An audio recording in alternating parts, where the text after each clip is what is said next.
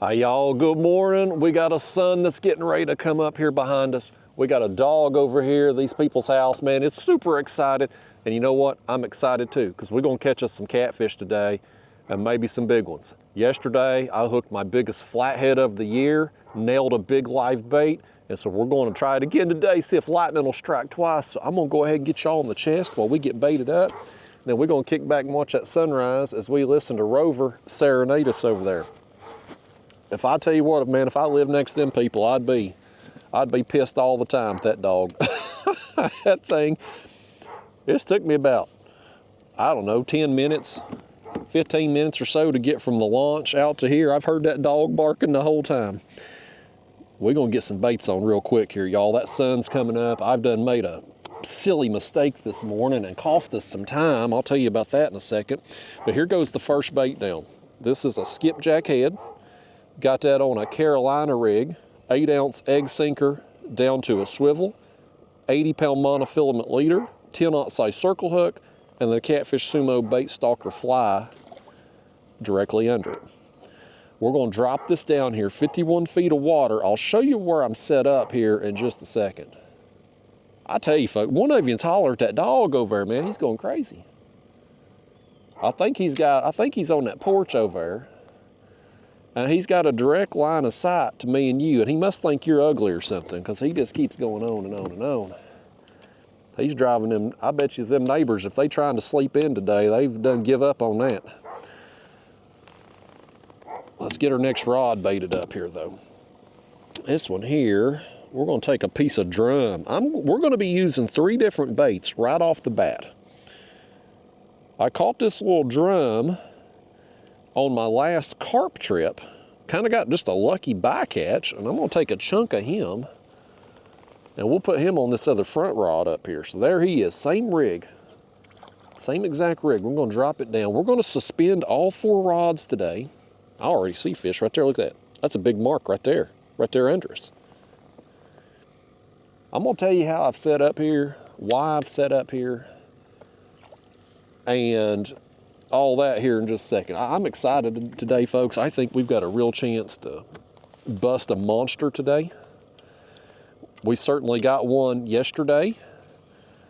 That would have been the last video for regular viewers, my biggest flathead of the year. I think it was my biggest flathead ever caught on live bait, to my knowledge. I've caught a bunch of big flatheads on cut bait. I think that one was my biggest on live bait. But it was a beast. It was a dang good time, and I'm wanting to do it again today, man. So we're gonna see if lightning will strike twice for us. This one here was a skipjack chunk I forgot to show you. We're going 2 pieces of skipjack, a head and a chunk. We're gonna go body section of drum.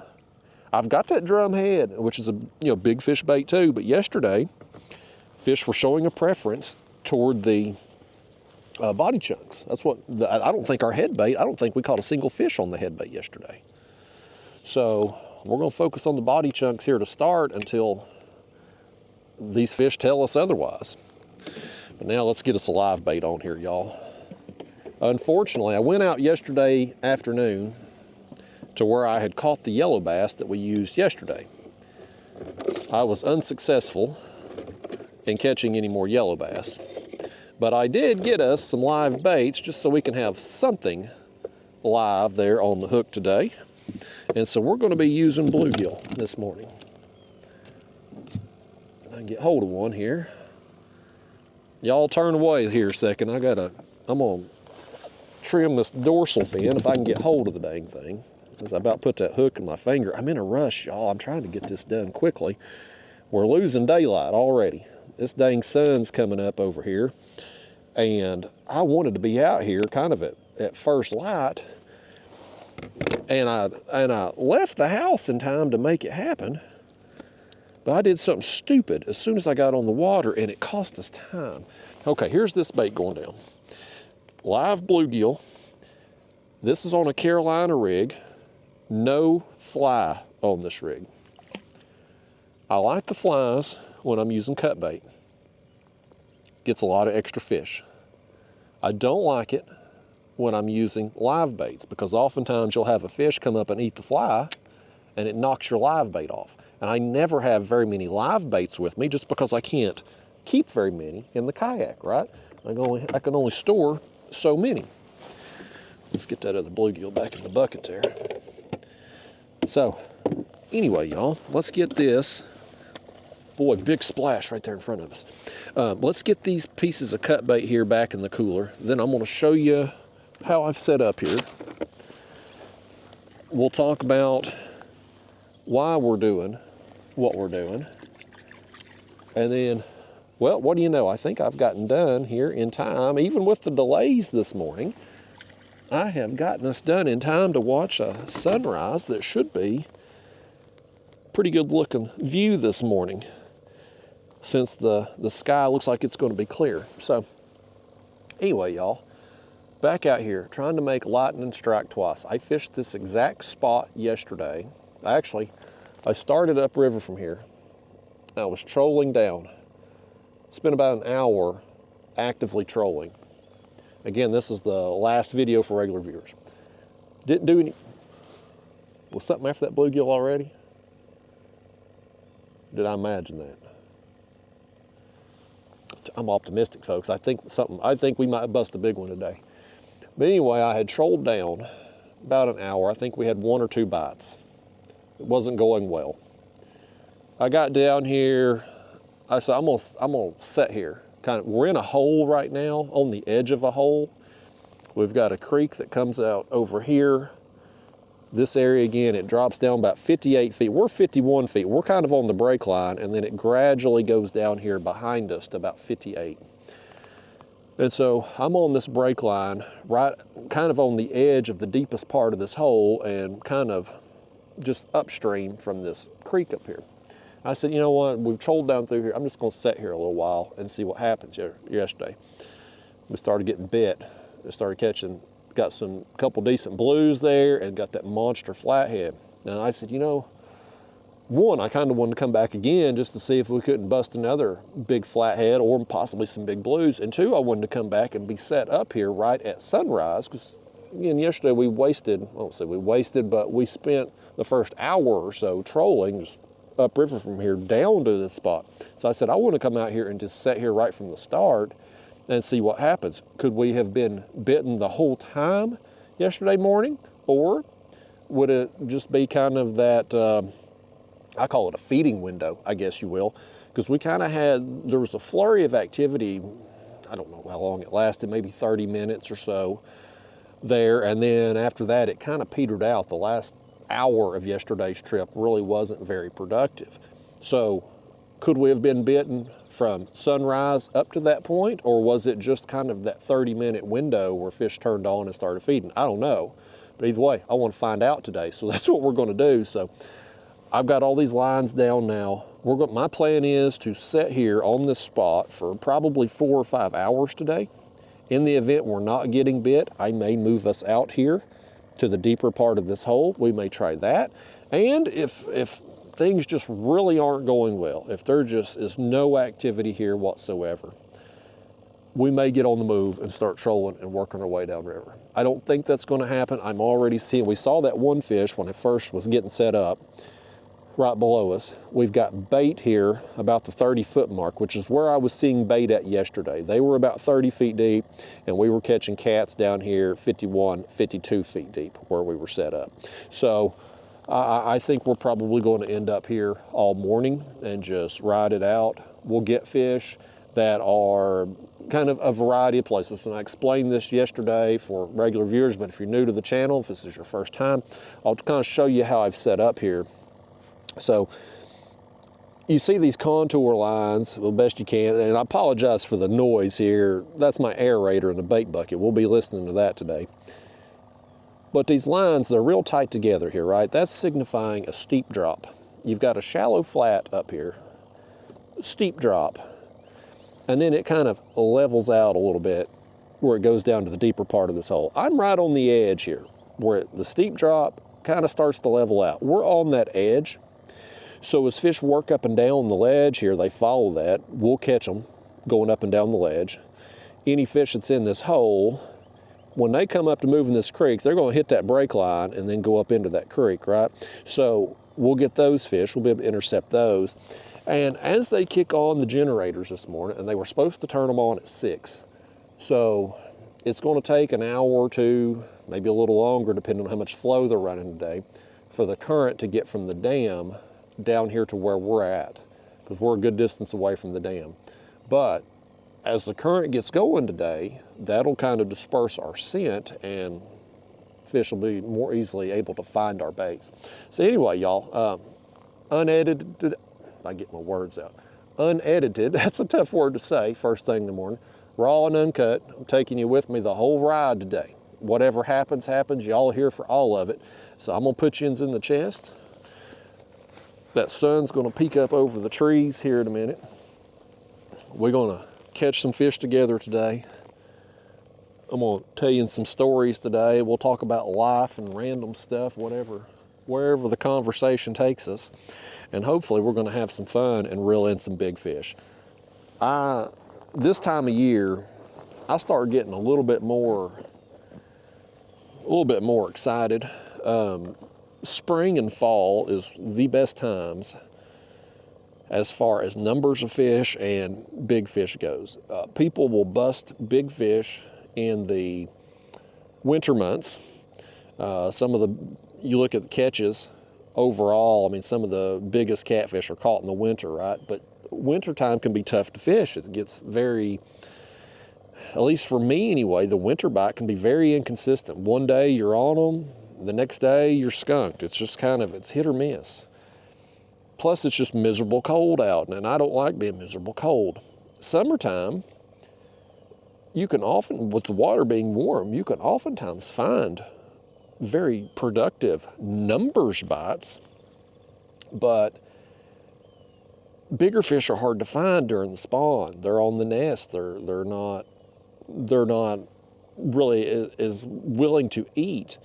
And so you kind of have to grind a little more to get better quality fish in the summer. But spring and fall, in the spring when fish are feeding up, getting ready to spawn, you're getting numbers and you're getting big fish more frequently. In the fall, as the water starts to cool, as the days get shorter, you're going to have fish getting a lot more active. They're going to be feeding up for winter. Plus, you're still at this point in the year, what are we, late September here now. Fish are also still, some of the fish that spawned late in the summer, they're still trying to get their weight back on for, recovering from the spawn. So those fish are a lot more active and aggressive. So anyway, the bottom line is, this time of year, I start getting a little bit more excited because the flathead bites get more frequently. You're catching bigger blues a little bit more frequently, and fishing it just from mid to late September on through October, November, the bite just gets better and better and better. And yesterday I caught that big flathead. The previous catfish trip before that, I was on Fort Loudon and I caught a big flathead. And so the time of the year is just right. This particular spot we're on today, I have caught big flatheads just about every year for the last 10 years. Videos on my channel here showing it. It's a place I like to hit around this time of year, and paid off big yesterday. And I'm gonna see if we can do it again today. Maybe we will, maybe we won't, but we out here, by gosh, we're gonna give it the college try today. I wish we could have gotten some more yellow bass. That flathead yesterday ate the big yellow bass. I'm gonna turn you this way so we can see that sun when it pops up in a minute. But I went back yesterday afternoon to where I had got them, and I didn't get a bite. So I ended up just going and getting us some bluegill, so we got something to have on there. It's a live bait. I'm not a huge fan of bluegill. I've caught fish on it, certainly. I've caught a handful of big fish on bluegill, but it's not a consistent producer of big fish. But that flathead yesterday wanted a live bait. He had 3 cut bait options and the live bait. He chose the live bait when he come up. So if they're wanting a live bait option, by gosh, we got one for them. And most of the bluegill I caught are reasonable size. They're 6 6.5, 7-inch range. Right here, let's take a look at this. Take your eyes off the sunrise a minute, look right there. We've got some big fish in the area, folks. That's a nice mark right there, directly under the kayak. He's right there by our baits.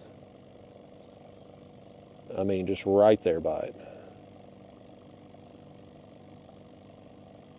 That might be another fish right there along the bottom too. So we've got some fish down there. It's just a matter of when they're ready to turn on and eat today. As the sunrise pops up, y'all take a look at that sunrise. Thank goodness Rover shut up over there. I bet you 95% of the audience clicked off when Rover was going strong. I heard that dog from the time I left the launch all the way till, well, a couple minutes ago when he finally shut up. Man, he was just endless, going on and on and on.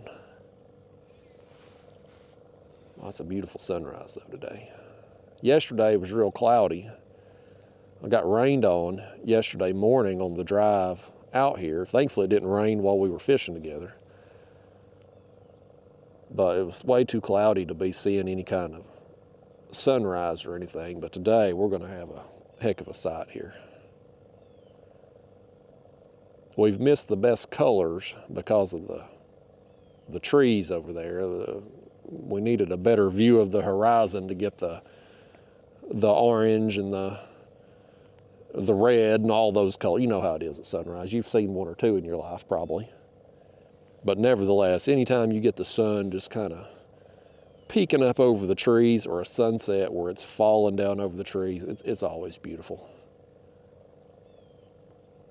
Not as beautiful as me holding up a giant flathead, but beautiful nonetheless. Hopefully we're going to have both those today, sunrise and the big flathead. It's just, man, I'm optimistic, man. I'm feeling it in my loins today, that today's the day. We're going to bust another one. And you might say, well, Justin, you got that big flathead here yesterday. Are you trying to catch that same fish again? No? I mean, I'll battle him again if he wants to bite again.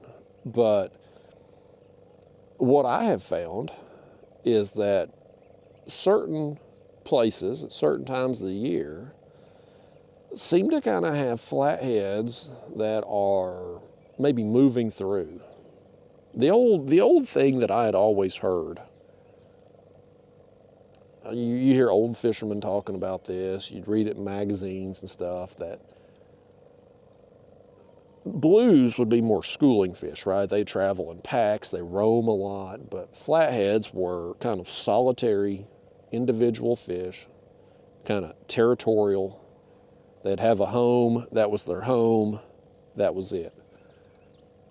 In my experience, I haven't really found that to be true as far as the flatheads go. The blues, yes, they school, they travel in packs, they roam a lot for sure, yes. But flatheads, when you get on a place that's maybe got some flatheads, man, there's been some places that I have found through the years that you can get several big flatheads, sometimes in the same day, on that spot.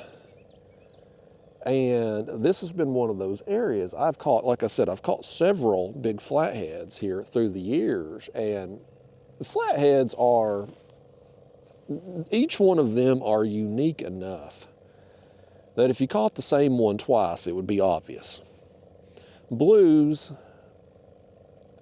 a lot of blues look the same. I mean, you catch a 20-pound blue cat, let's say. Maybe you catch 5 of them. Unless one's darker than the other, or maybe one's got a bigger belly than the other, it can oftentimes be hard to tell them apart, unless they've got just a unique mark on them of some kind. But with flatheads, all of them, they've got a little bit different variation to their colors, the patterns on them. Oftentimes you'll see them, they're sometimes scarred up from spawning or getting in and out of their nests and stuff down there, and they're up under logs and whatnot. So they're pretty easily identified as far as catching the same fish multiple times. So a spot like this, for instance, where I've had so much success in the past, I've caught different flatheads.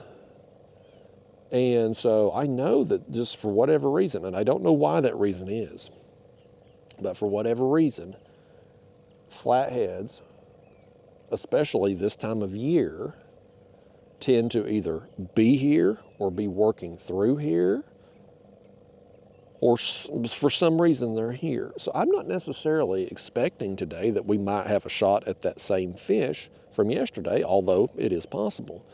But we could very well bust another big flathead or two big, who knows? I mean, anything's possible today. So regardless, I'm gonna spin us back around now. Y'all probably blinded now looking at the sun as high as it is now. So anyway, y'all, what I do want to do today is soak some baits here. I want to see a few things. Obviously, I want to see if there's some more flatheads here. That's goal number one today. Goal number two, I want to find out if the bite from yesterday was a all morning long bite up until when it quit, or if it's really just that kind of 30-minute window that we had where we were getting all the action there. Because, I mean, as soon as we got down here and stopped, that's what it's like when we started getting bit. And then it ramped up, we got our fish, and then it tapered off. For like the last hour of the trip, I think I got maybe one fish in the last hour. And then once my camera battery died, I fished for another hour after that and didn't get any more bites. So, you know, I wonder. Well, right here, by gosh, right here.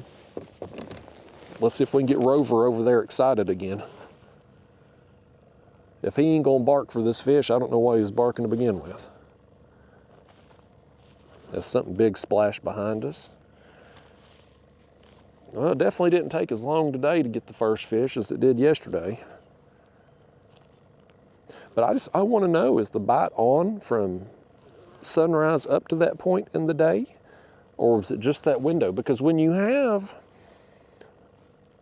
a situation where you've got similar water conditions, similar weather conditions, oftentimes if you figure out when fish are feeding, it will persist. Like that'll be a pattern until something changes.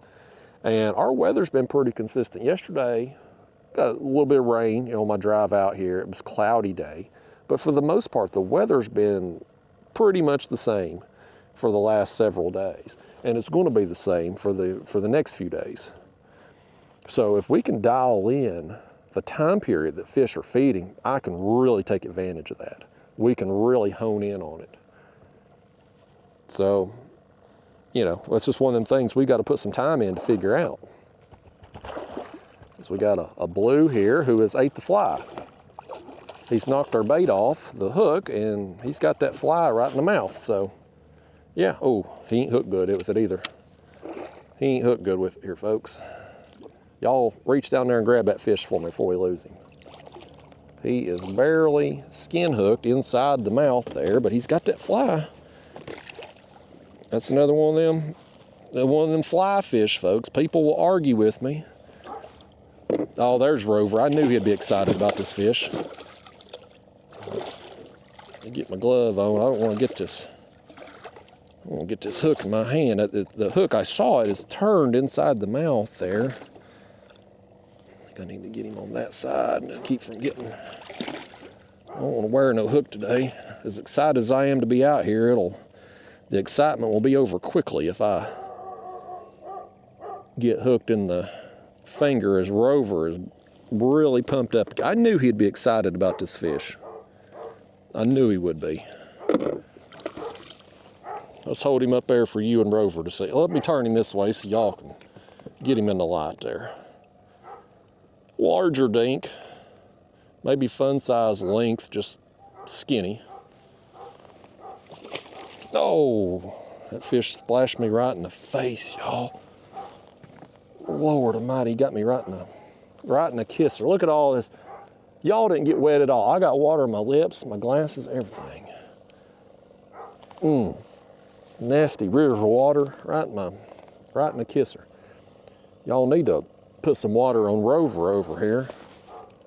Get him to hush up. He's gonna drive off the audience today. Plus just break my train of thought. You know, I'm a dog person. I have a dog, Daphne the dog. Her pink eye's looking much better though, by the way. For regular viewers, you've heard me talk about her pink eye situation. Looking much better today. We got a new medicine at the vet a couple days ago, and she seems to be responding better to that medicine than what we were using before.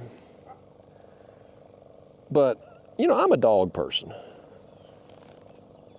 I had a dog before Daphne. I've said that Daphne has probably ruined any other dog's chance of me ever owning one, but truth be told, I'll end up with another dog at some point after Daphne moves on to the other side of the bridge, Rainbow Bridge, or whatever they call it. Hopefully a long time in the future. But you know what I mean. I'll have another dog in the future, I'm sure. But you know what I ever wouldn't have? Is a dog that wouldn't shut up. A dog that barked all the time. Who the hell would want a dog like that? I mean, that would drive not only the neighbors crazy, but it'd drive you crazy too, I would think. Who would want to live next to that, or hell, live in the house that owned that dog? Like, I don't understand it. I'm thankful, you know, I've got some neighbors. I got people that live right beside me. I can't stand them. I put up a privacy fence. My channel members have heard me talk about them people endlessly, because I do some videos around my house and stuff. I'm so thankful. As bad of neighbors as they are, it could be way worse if they had a dog like these people over here. It could be way worse. Can you imagine that though? You work your whole life. These people over here, they got a nice property. A real nice house here on the river. That house today, with as many people has been moving to the south since COVID. After COVID, everybody started moving south. All these northerners, people from California and whatnot, they all moving here, buying up land and houses and stuff. So property values have gone through the roof in the last few years. I mean, houses of, hell, my property value, the house I have, doubled in value in the last few years, just because of supply and demand, everybody moving here. But can you imagine how bad it would suck? You work your whole life, you save up money, you get your dream home right on the lake or the river, whatever. You move in, dream come true,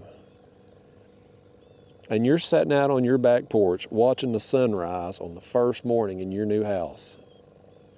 And you got a neighbor that's got a dog that just won't shut the hell up. Just ruff, ruff, ruff, woof, woof, nonstop. Man, I can only imagine. It would piss me off just where I live. But I mean, if I was a rich person and had one of these $1 million lake houses or something, and every day I went on my porch and had to listen to that, man, I'd be pissed. I'd be pissed. But they stuck with it, I reckon. Because whoever owns that dog don't seem to give a crap. Thankfully, it's shut up again for the time being. I knew when we reel in that fish, it started splashing. It'd get Rover's attention again, though. I knew it would. Who ain't excited over catching a fish? Even dogs get excited over it. I'll tell you who ain't excited over it, though. It's probably 95% of the audience who clicked off the video when it wouldn't shut up right there to begin with. That's fishing, though, man. Every day it's a new challenge, it seems like. If it ain't a dog, it's lawnmower man. A couple more weeks, 3 weeks or so, it'd probably be leaf blower man. Our leaves now are just kind of starting to change here in East Tennessee, so leaf blower man's days are coming. Oh, check this out. Check this out. Let me get the camera. There's a school of shad. There's a fish right there swimming up into it, looks like. Looks like another one right there. Let me spin this thing around and see if we can see where he went. I thought he was going to go up there and bust them things up, but I guess not. He was definitely around them, though. I noticed that yesterday that the shad are kind of out here off this ledge, and they're about 30 feet deep.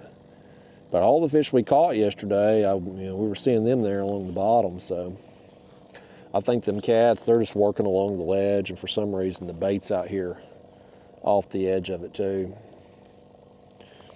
It don't matter to me why they're out here, just as long as they are. Good news is I'm feeling a little bit better about the delay in getting out here. If again, one of the things we wanted to find out today was the bite on from sunrise up to the point that it quit yesterday, or was it that 30-minute window? Well, I think at this point, we've had baits in now, camera says 31 minutes, so we probably had baits in 20-something minutes. Time I flattened my gums and got everything down. We've only got that one fish, so I don't think it's a situation where the bite's just on right at sunrise up to that point. So the fact that I got out here a little bit later than what I wanted, feeling a little better about it. Now, you know why that happened? I launched the kayak, and I guess I was so distracted because Rover over here wouldn't shut up. I got halfway out this creek and realized, oh hell, I left my water in the car. And so at that moment, I was in a dilemma. I was like, do I just keep going and come on out here and just not have any hydration today? Or do I turn around and go back and lose a bunch of time? And I hem-hawed around about it for about 30 seconds, really having the debate. But I knew as long as we were going to fish together today, I was going to have to carry this conversation, because I can't get a word out of you people when we fish together on these trips. Like, it's just, I hear myself talking, I hear voices in my head, but I don't hear any of your voices. So I really have to carry this conversation. And in order to do that, I'm going to have to stay hydrated. I'm going to have to wet the whistle a few times throughout the day. So I decided to turn around and go back to the car. Well, when I get back there, there's a bass boat launching. And you know how bass boaters are. They take their sweet ass time getting in and out of the water. They'll tie up a launch site forever. And this particular launch site, there really wasn't a way for me to go around him because of the grass and just how overgrown everything is there on the shoreline. Like, I couldn't. There's a lot of weeds in this creek, so there's kind of a path you can go down. If you get off to the sides, the vegetation's so thick, it just eats up your motor. So, I had to wait on this guy to move, then go get my water, turn around, come back out. So we lost some time first thing. But thankfully, my blunder, and how the hell I forgot my water, I don't know. I go through the same routine every time I come out. I grab my hat, I grab my sunglasses, my camera bag, water, and snacks. I grabbed all those things except the water today. I don't know what I was thinking. I guess Rover just had me so distracted, so distraught, that it just messed me up.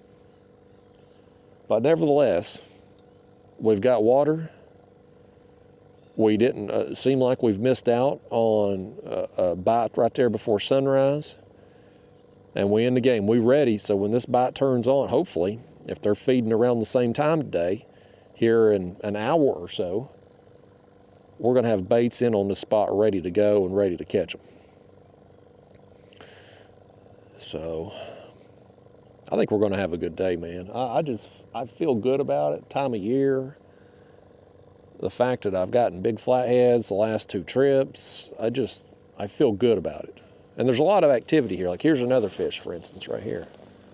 Hanging out down there near bottom, right here under all this bait. I mean, that's a ton of shad right there, man. Ton of shad. So, oh, live bluegill got to eat. Oh.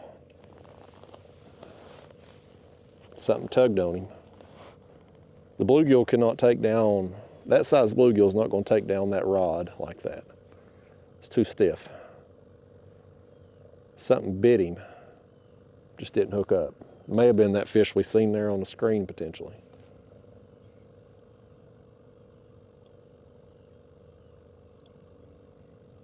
We'll see if he comes back for him here in a second. We may have to switch that bluegill out for another one. He may have killed him. I see it right here. This is what's going on. There's a fish right there. He's swimming up now. They were right there by our baits. I don't know what that fish wants. We've got options. 3 different species of baits, multiple cuts of baits, live bait. Like we got everything these fish could possibly hope for. I don't know what their hesitation is, other than maybe it's just not the right time for them to really commit. But it's weird like that. I've talked about that in other videos. You all have seen it happen in some of these unedited videos where we're sitting here or wherever we're fishing at, nothing's happening, nothing's going on, and then boom, we got rods going down, and it'll last for a while. Like we'll have a flurry of activity, and then it just peters out again. And I don't know why fish turn on. Like I don't know what it is that just says, we're going to eat now. But when it happens, it happens. And if you're there when it happens, you're going to get bit and you're going to get to take advantage of it. And so I'd really, with the fairly stable weather pattern we got going on and the water conditions the same, so we're not really getting any rain right now that's significant enough for them to increase the flow. I mean, the rain we got there yesterday morning, just a brief shower enough to get my butt wet in the seat, nothing that's going to cause TVA to move any more water. If we can dial in a prime time bite, like we can really work that to our advantage. It's just figuring out when that is. It could happen any hour of the day. I just typically fish either the morning or the evening, depending on time of year, because you do get that activity period more frequently during sunrise, sunset, low light periods. But like yesterday, it was, what, 10-ish? 10 o'clock there when that bite got going. So, you know, it just, we were here to take advantage of it. Boy, Rover's going at it again over there. Y'all quit tormenting Rover. He'll bark all day long. You think Rover's an outdoor dog or an indoor dog? He needs to be an indoor dog. They need to listen to that inside. I guess I'm lucky with the dogs I've had. Daphne, the dog there at home, she rarely barks. I mean, if she's out in the yard and sees a squirrel, she'll bark a few times, but then she'll just stand there and look at it. She don't go on and on and on and on. The dog I had before her, Roscoe, same deal. Like, you know, he might bark if a cat was up on the carport or something. He'd bark and go chase it, whatever. But he didn't just bark endlessly, driving everybody crazy.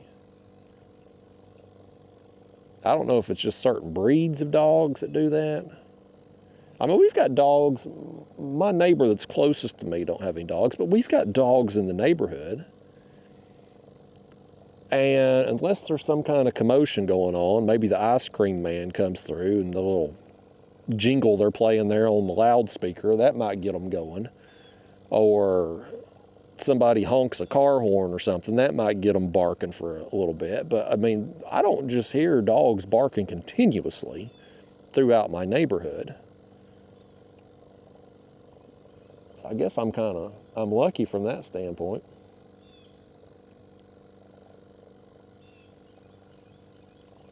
Be interesting to know, y'all can give me some feedback on this. What's more annoying for video purposes, listening to the dog bark or listening to that aerator pump in our bait bucket? Could go either way. With my fancy pants microphone on, the aerator noise may be kind of muffled out a little bit. It may not be as loud to you as it is to me sitting here listening to it. That's another reason. I went over yesterday a lot of the reasons why I don't use live bait very often. It's kind of a hassle to deal with, especially in the kayak. But one of the other big reasons I don't think I mentioned is because the noise that aerator makes. Those kind of noises just drive me insane when they're just continuous like that. Some people need constant noise. There's some people, I dated a girl one time. She had to have a fan to sleep at night, like a box fan.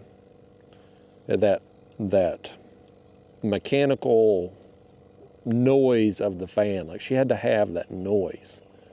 Couldn't sleep without it.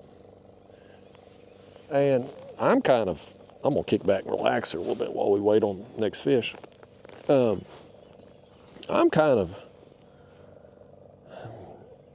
I don't know. I mean, certain noises I'm okay with, but like, you hear some people talk how they got to have a TV set on to be able to sleep at night. And like me, like I'm gonna turn everything off. Like I want some peace and quiet when I'm going to sleep. I remember as a teenager, sometimes I would fall asleep with the TV on and I'd wake up and it'd be on. And this is going to be terrible of me to say. And I shouldn't say this because I'm sure this was a really nice woman.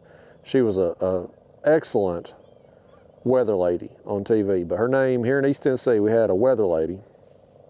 Her name was Margie Ison. And she was better. She was a weather lady. She was not a meteorologist. She was a weather lady. This was back in the 80s, folks, and early 90s. She would come on your TV set there on the local news and tell you the weather forecast. They wasn't Doppler radars back then, at least I don't remember. I remember as a kid, there wasn't even like a fancy green screen and all that they used to put video and stuff up there. It was like a map of Tennessee. And if the sun was going to be shining, they'd take a sticker and put the sun up there. If it was going to rain, here comes these geese. Boy, if it ain't Rover, it's the geese now. This video ain't got a chance in hell of doing any good. Between the aerator noise, Rover, and the geese, I've lost the entire audience. Good hell, folks. The Rover and the geese and everything, ain't nothing gonna bring me down today, man. I'm gonna sit out here and I'm gonna catch me some fish today. I'm gonna have me some fun regardless. Ain't nobody gonna see me having fun, but I'm gonna have me some fun today. But anyhow, Margie Ison, she would you'd have a map of Tennessee. If it was gonna be sunny, she'd put up a little sun sticker. If it was gonna rain, she'd put up a little rain cloud sticker. She could predict the weather as good as any of these modern day meteorologists with all their fancy radars and gadgets and all that crap. But anyhow, Margie Ison, as she got a little older, women, as they get older, I shouldn't say this is terrible. I'm sure she was I never met her. I don't even know if she's still alive. I'm sure she's a very nice lady. But women, as they get older, they tend to use a little too much makeup. They start trying to cover up wrinkles and lines, and they really cake on that makeup. Makeup and hairspray. The older you get, the more you use as a woman. And so, when I was a teenager, there was a movie, it was an old movie called The Exorcist. I think it's the scariest movie of all time. But it was re-released in theaters. And I made the mistake of going and seeing that movie. And it freaked me out.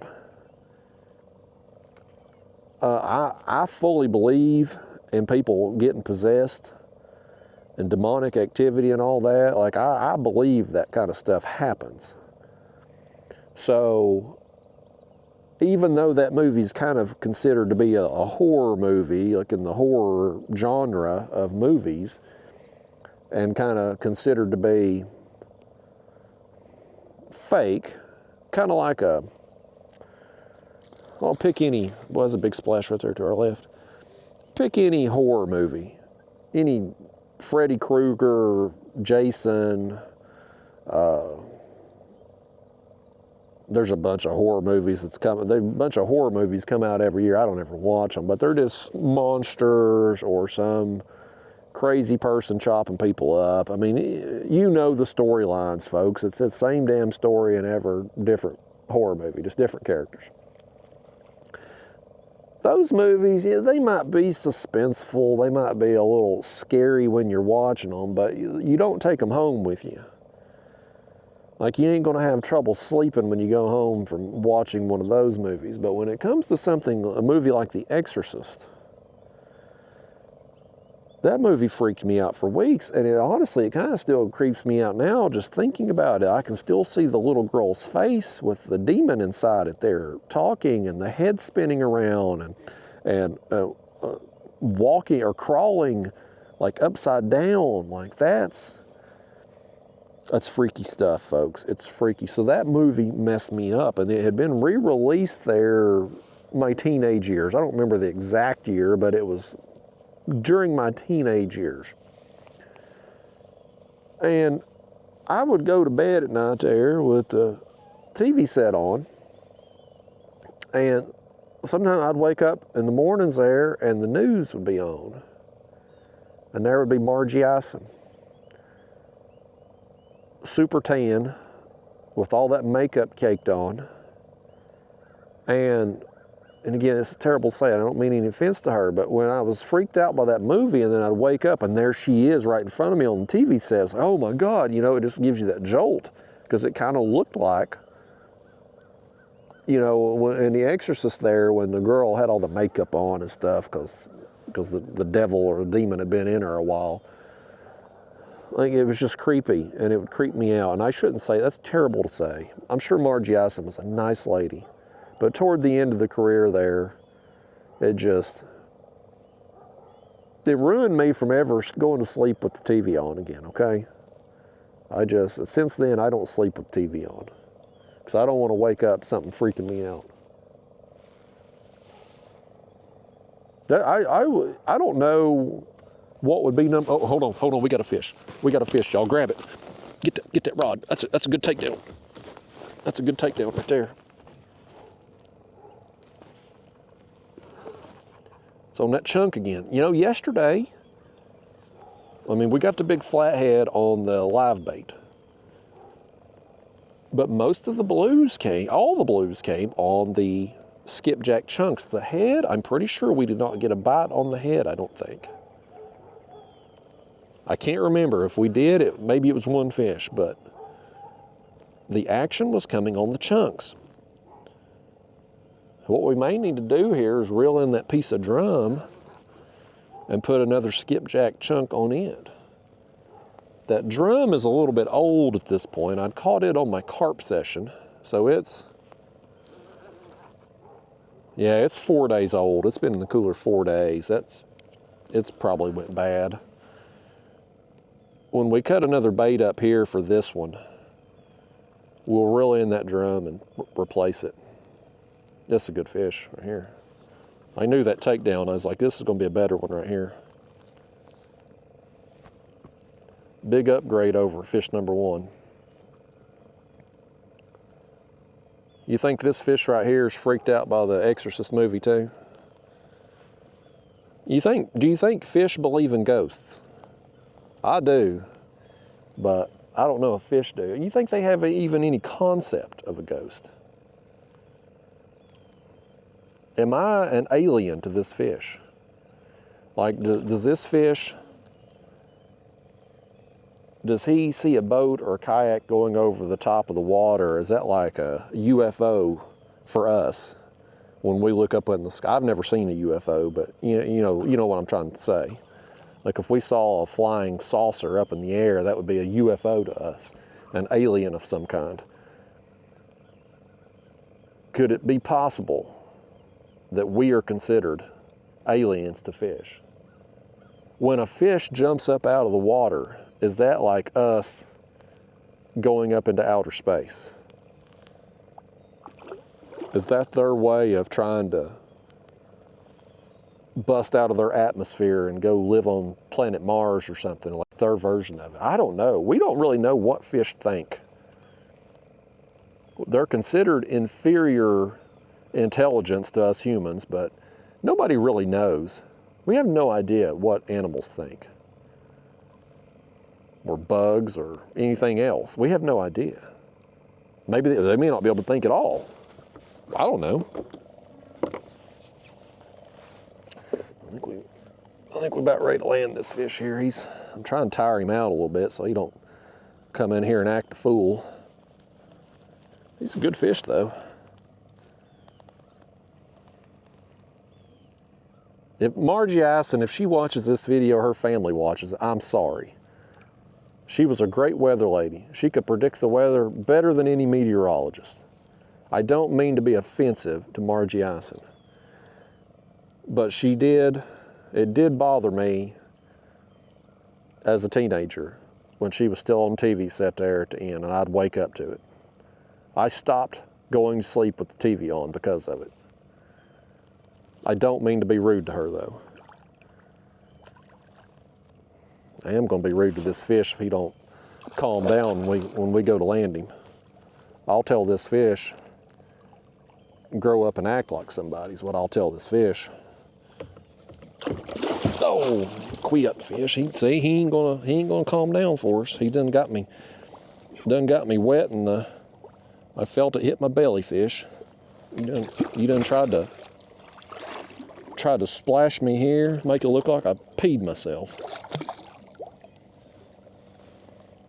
Come here, fish. Time to calm down now. I want you to come in here. I want you let me hold you up, and you're going to be nice to these people and say nice things. And I want you to write an apology letter to Margie Ison, because if you'd bit sooner, I probably wouldn't have even got on that topic. And she was a nice lady. Best weather lady East Tennessee ever had. You old fish. You think this fish can write? Because if he is, I'm gonna have him write her a letter. Y'all sit up here a minute. Take a picture of me and this fish. I want to capture the moment for this fish right here. He's kind of dark in color, but that's a fun sizer right there. Solid fish. Big upgrade over the first one. Nice takedown, nice fight. He fought very well, especially for the size. So, you got big nostrils, fish. Look at that. You see that nostril right there on him? Look at that thing. You ought to get you a nose ring or something. Cover that thing up there, fish. I'm insulting everybody today, y'all.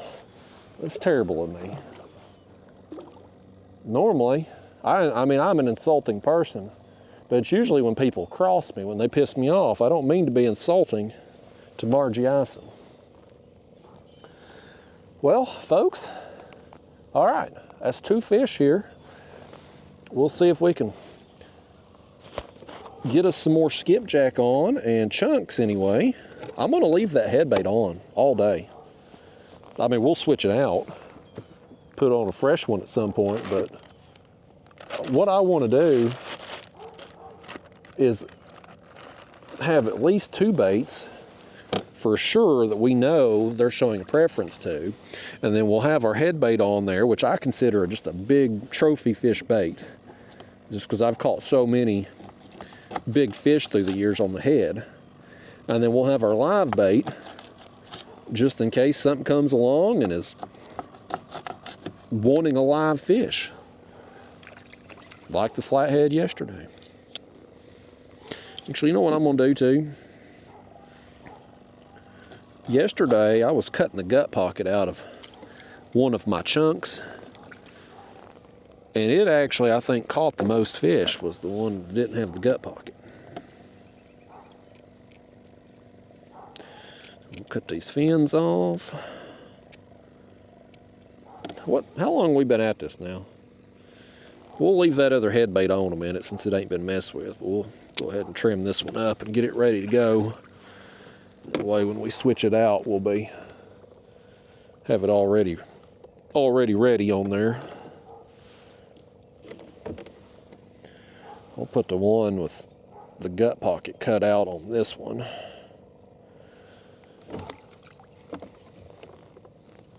Down it goes. We're just gonna drop it down, raise it up right off the bottom. So 51 feet, this bait will be down there 48, 49 feet deep.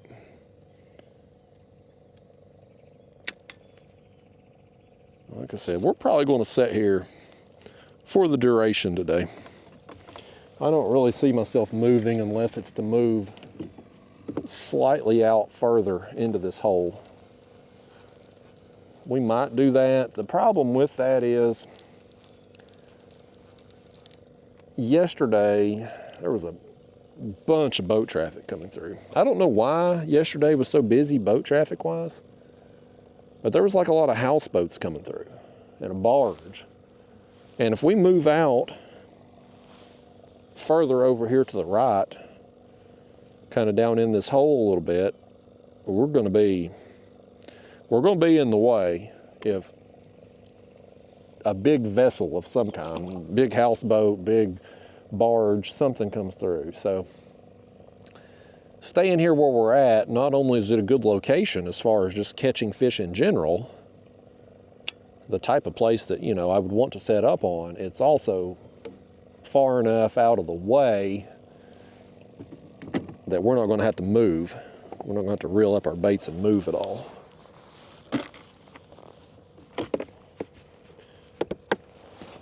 Okay, we got everything back in the game now. We got 2 pieces of skipjack chunks out there at the present time. I feel better about that. That drum, I love drum. It's a good bait. I was excited when we got that on a carp trip there, but I forgot to use it yesterday, and so it's like 4 days old now. And I don't like any bait, really. I don't like any bait that's been sitting on ice that long. Skipjack, white bass and skipjack, if they're on ice about 3 days, that's plenty. Like, that's beyond that, I want fresher bait. Some other types of baits like shad, I want to use them within a day or 2 at the most. That's just personal preference, but the fresher the bait, the better I tend to do. That rule's not set in stone. You can take a week-old bait, and if you're in the right place, right time, maybe you catch your trophy fish. But just on a consistent basis, the fresher the bait you have, the better you're going to do.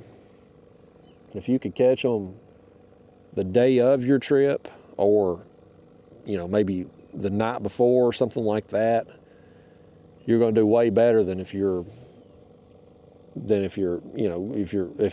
using bait that's a few days old. Now, frozen bait, it can be beneficial. I've used frozen bait a lot through the years. I've caught a lot of big fish on frozen bait. I don't do as well with it as I do fresh bait, but I'll tell you, if you gave me the option of a frozen bait versus a quote-unquote fresh bait that's maybe 5 days old, I'm gonna take the frozen bait, as long as it was cared for properly. And by cared for properly, I mean it was put on ice as soon as it was caught, and then immediately frozen just within a reasonable time, a couple hours, few hours after that. What I don't want, I don't want a bait that's been sitting on ice for 2 or 3 days and then frozen. I don't want that. That's no good. I'm sure you might catch fish on it, but if a frozen bait was taken care of properly, and I'm in frozen once, you don't want to freeze it, thaw it out, refreeze it. That'll ruin a bait. It gets mushy. But I would rather have a frozen skipjack than a skipjack that's been on ice for 4 or 5 days. Skipjack is the only frozen bait I want, though. Other baits, I just don't do well with them frozen. Shad gets real mushy when they thaw.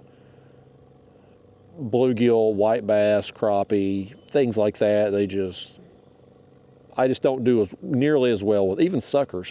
Suckers is one of my favorite baits when I get them. But I haven't done particularly well with frozen suckers. I've done excellent with live suckers and fresh cut suckers. Terrible with frozen ones. Speaking of live baits, let's switch out our bluegill here. I know he had gotten hit. Boy, what is... It's weird. He must be foul hooked or something. Yeah, he's foul hooked. I was like, man, I'm pulling him up. He feels weird. Something bit him, and that hook turned and went back in on the bait. Lord, I wish that hadn't happened, because now I'll have 57 comments on this. They ain't but about 58 people still watching because of Rover and the geese, but 57 of them's gonna leave me a comment lecturing me on how to hook my baits, as if they've never had a foul hook bait before. Happens every time, man. I swear, I think some people only watch me just to have an opportunity to see me mess up on something. That's one of the smaller bluegills there. Let's try to get us a little bigger one than that. But I think they just watch me hoping I will mess up something or have some blooper happens just so they can lecture me. Yeah, keep your energy, bluegill. You're gonna need it. Keep your energy there, bluegill. Oh, our back rod's getting hit. Let's get this thing on the hook real quick. Let's get him on the hook real quick. I ain't even gonna trim his fin on this one because I wanna get him over here in the water. That way we can grab our other, actually I think he may be gone. Let's get this bluegill down real quick. I wanna get him dropped down and pick up on this other rod. That fish over there, he saw an opportunity. We were distracted with this bluegill. It was flopping around like a maniac, and he thought he'll get him a free meal over here. Yeah, he's on there too, by gosh, fish number 3. This one here ain't gonna be as big as the last one.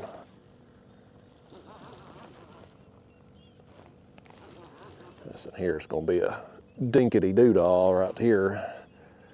I should have let y'all reel in this fish. Y'all can handle my light work today. All of them, oh, this one got to fly too. All of them on this rod so far. That's interesting. 2 fish on the fly, 1 on cut bait so far. Come here, kitty. Hey, kitty, you quit that now. Don't you dare fling that bait off. It should still be good no longer it's been down there. Got it right in the mouth, folks. When people call me a liar, you see it right there for yourself, unedited, raw and uncut. Got him in the mouth with it. He eat it. if I get my words out. I'm struggling to talk today. I don't know how we're gonna make it out here this morning. Thankfully, he didn't throw the bait off though. We will rehook it and send it back down. Them flies catch a bunch of extra fish. Well, somebody going by here. I guess it's TVA going by over here in a second. I think that barge that went by yesterday was TVA too. I don't know what they're doing. They must be working on some project somewhere.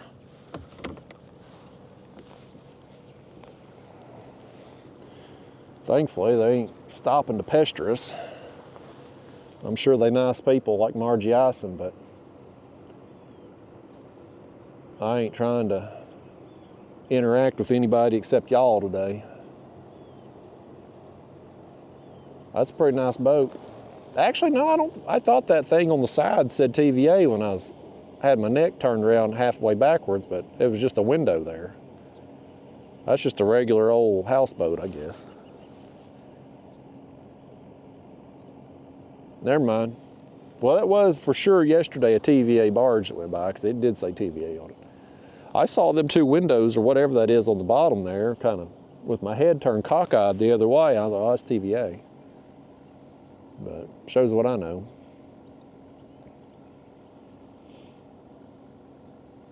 Yesterday was Wednesday, middle of the week. You don't normally see a lot of boat traffic middle of the week mornings. And I don't know how many houseboats went by, but they went up, and then every one of them that went up turned around and come back before I was done fishing.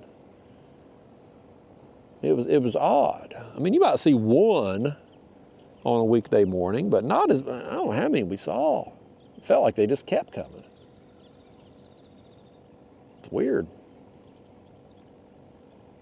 I don't know where the hell they were going. From here to the dam, there ain't no marina. Oh, there's one marina. There's one marina to my knowledge.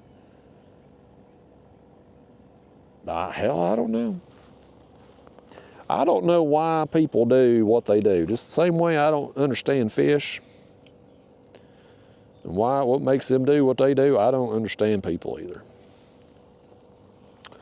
I don't get it. I don't know why they do what they do. I just know that they do what they do. That's why I catch as many fish as I'm able to get, as I've learned just through the years, experience, trial and error, kind of where fish are going to be and when, and what type of places to hit and how to hit them. And you take advantage of it. Why they do what they do and are where they are, I don't know the why. I just know that they are. Here comes another boat. That one there's at least just fishing. I'm hoping today, even if people are out here fishing, we're not going to be. Where we're set up, we shouldn't be pestered with people. If somebody gets up here on this flat, they should be a reasonable distance away. If they're working the shoreline over there, they should be far enough away not to bother us. Boats going by, has got plenty of space through here. Like, I feel like this spot is a place where I can be, hopefully, left alone a little bit. And you know, boats like that going by, all the houseboats yesterday, very courteous. All of them were idling by. That one there, no issues. Even if they weren't nice, though. Let's say that boat right there, let's say it wasn't polite. Let's say it blew by us and put off a big wake or whatever. I might be upset in the moment about that, because it might rock us or make our baits bounce up and down, whatever. Be a nuisance to what we were trying to do, right? But I understand it more, because, I mean, I'm out here in the middle of the daggone river channel where they have to navigate up and down. So any nuisances I experience out here is, well, it's just something I have to accept, right? It's just something, when I leave my house, knowing that I'm going to be going somewhere to fish in the middle of the river channel,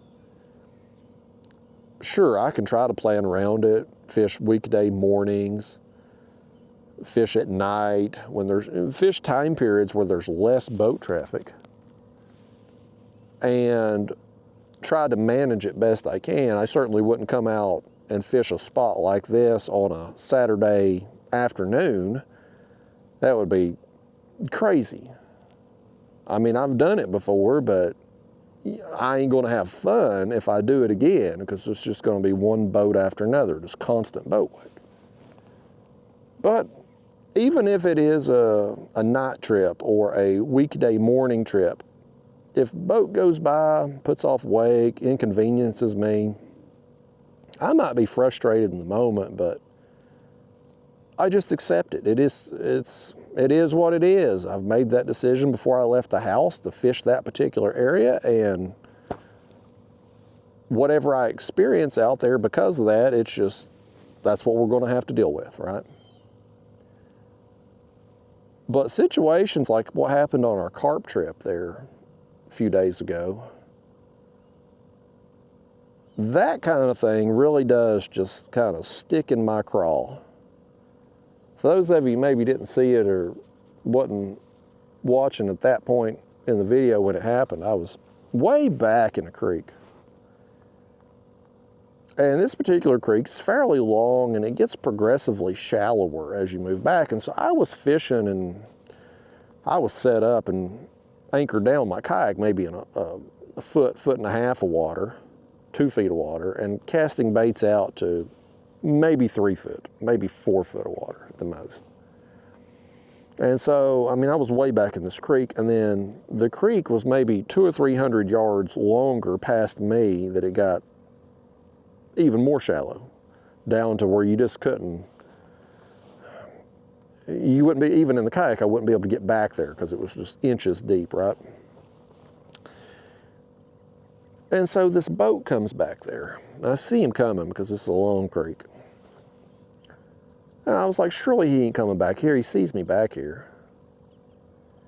And sure enough, he's idling. I mean, you're in that shallow water. You're not going to be going full speed, because there's brush piles and stumps and all that in there. It'd be stupid to run you outboard full speed in 2 foot of water in those places, right? But he's idling along and goes right in front. I mean, he saw me cast out because I just caught a fish. I was rebaiting, casting out. And he saw me, and he just goes right in front of my baits, just idling around. I'm like, man, what a peckerhead, you know? But I thought, again, it's one of them situations like, well, this guy, he's for some reason going to the back of this creek to fish. I'm in his way, like he's got every right to do it. Or if he's going back there to maybe throw a cast net and get shad, totally his prerogative to do that. Sucks for me, but I mean, well within his right. I don't own the water. That's what people tell me, and that's God's honest truth. I don't own the water, so if he wants to go back there and do that, he can. But dude just idles back there, turns around and comes right back out. Never made a cast, didn't throw a net, nothing. He's just out joyriding. And I'm like, that kind of situation, and he ruined our fishing, because he went right over the top of where we were catching fish with his outboard, and I think I got one channel cat or a blue cat or something after that. No, I got the drum, I think it was, after that. I can't remember. But anyway, the carp and buffalo that I was trying to catch and had been catching, it killed that bite. Spooked all them fish off. And it's like, that kind of thing, that comes down to courtesy. Me out here in the middle of the channel, if a houseboat goes by, I would hope they would slow down, not put off a giant wake. But if they don't, well, I'm out here where they have to navigate. So, they're inconveniencing me, and I'm inconveniencing them. It's a mutual inconvenience. But when it's a situation like on the carp trip, like that guy, he's out joyriding, he saw me fishing. He could have turned around 50 yards in front of me, still saw everything there was to see in that creek and go about his day and not affect me at all. But instead, he chose to be a wienerhead and go on back there and kill my bite. And people like that, I can't stand. And I don't know, I'm sure that video hasn't come out by the time I'm filming this video, but I'm sure somebody defended the guy in the comments just as a way to try to get at me.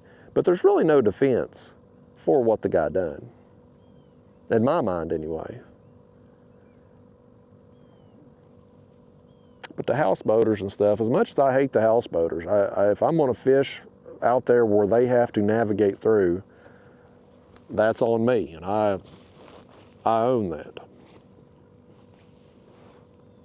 Now if I get pissed off in the moment, I may cuss. I may flip on my bird or something. But I do take responsibility for being out there. There was a trip, I think it's maybe 2 years ago, maybe. Days run together. I'm terrible. I remember when things happen, but I don't always remember the dates of when things happen. But I was down on Nickajack, which is, it's part of the Tennessee River too, further south than here, but it's a real deep and real narrow channel. And I'm out there, again, I was in the middle of the damn river. So I'm where boats have to go through. But we had all these cigar boats, I think that's what they're called, like Miami Vice type boats. And they're running down river here in a race. Apparently they was doing some kind of poker run, it's called, I guess, where they race to various places on the lake and they get a poker card. And then they race to the next spot and they get another card. And I guess when they get to where the end of the race is, whoever has the best poker hand wins prizes and stuff. And so I'm out there fishing and I hear a roar behind me, and all of a sudden there's like, hell, 20 boats barreling down. Cigar boats, like giant Miami Vice, way too big of boats to be on that section of river. Here they come, man. And look, I'm out there in the middle of the river, okay? Like I'm out there where they would be going through normally. But they're out there in a damn race I don't think you should be racing on public water. Not that kind of boats. I mean, it ain't just me out there. It's kayakers, canoes, it's bass fishermen, fishing boats, other recreational fishermen. Like, it's creating a dangerous situation for especially, I mean, if it was a big wide open river, a big wide open lake, maybe not so much, but that area, when it's this wide, like, man, so I end up, man, I said some stuff and I flipped some birds as people went by, because I mean, they were just, I thought it was unnecessary what they were doing. I thought it was a bit ridiculous. But I took a lot of flack for that in the comment boxes and stuff. People being up, so you don't own the water, you kayakers, you don't own the water. I don't. But also, I'm not going to do anything on the water that's going to put other people's lives or property at risk either. And some of these people in these oversized boats for the type of water they're on, they don't show any regard whatsoever for other people.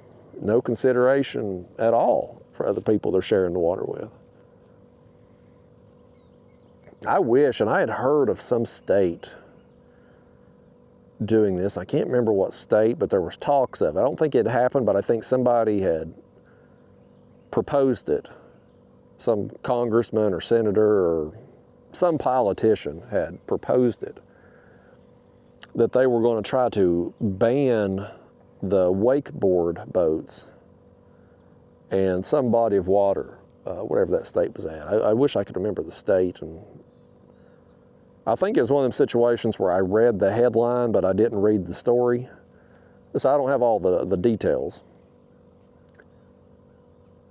But I remember reading the line that it was, they were wanting to ban the monster trucks of the water.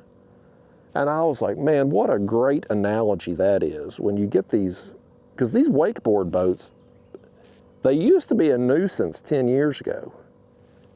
Man, they get bigger and bigger every year though. I saw one, yeah, you know, yesterday I'd fished out here yesterday morning, and then I went yesterday afternoon, try to get some yellow bass. And I went over to Mountain Hill. Now, Mountain Hill Reservoir is it's a long reservoir, but it's another place that's kind of narrow. It's a very narrow body of water. And so if you get a wakeboard boat out there, you can't hide from it, man. You're getting pounded with that wake because the waves don't have any room to dissipate before they hit the shore on either side because it's so narrow. And I saw the biggest wake boat I have ever seen before. I'm like, these things just get bigger and bigger and bigger. And so that, whoever that they had referenced them as the monster trucks of the water. And I thought, boy, what a great analogy, because they really are.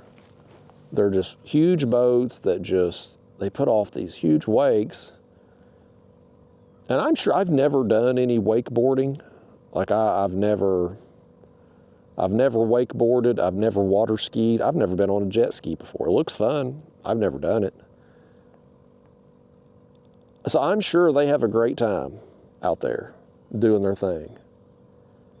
But boy, like I feel like it's one of those things that needs to be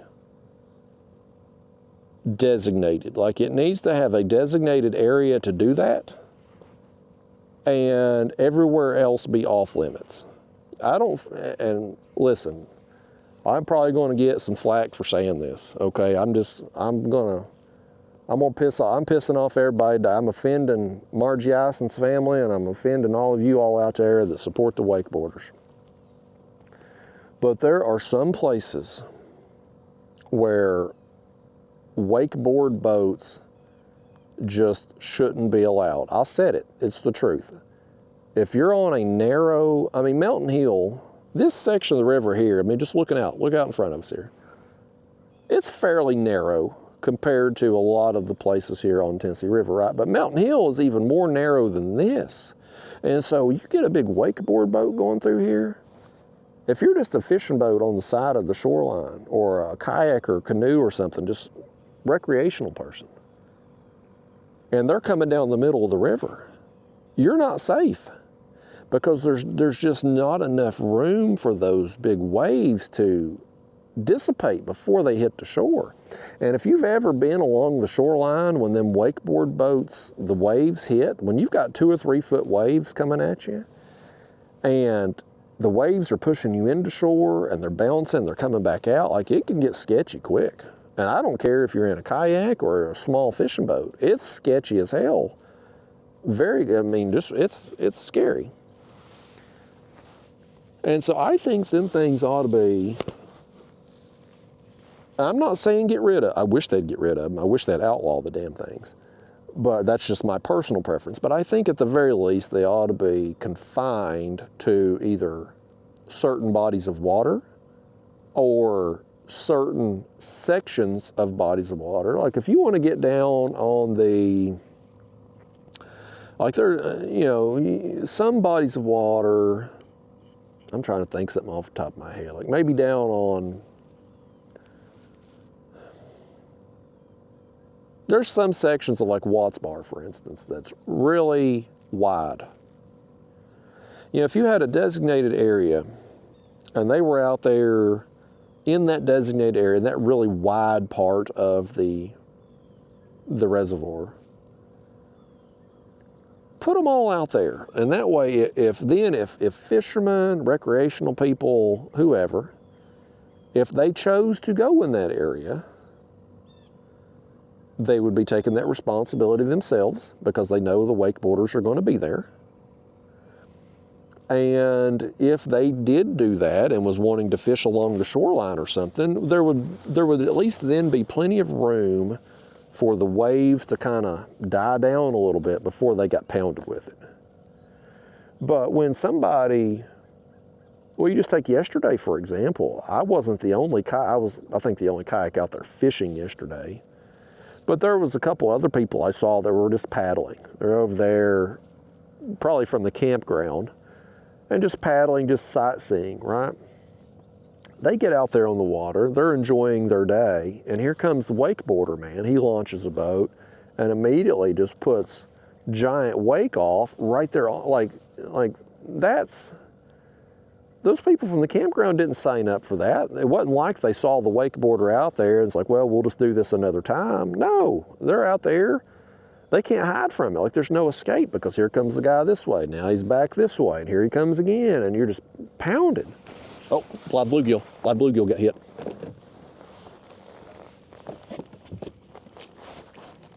I didn't feel him hit, I just felt him pulling.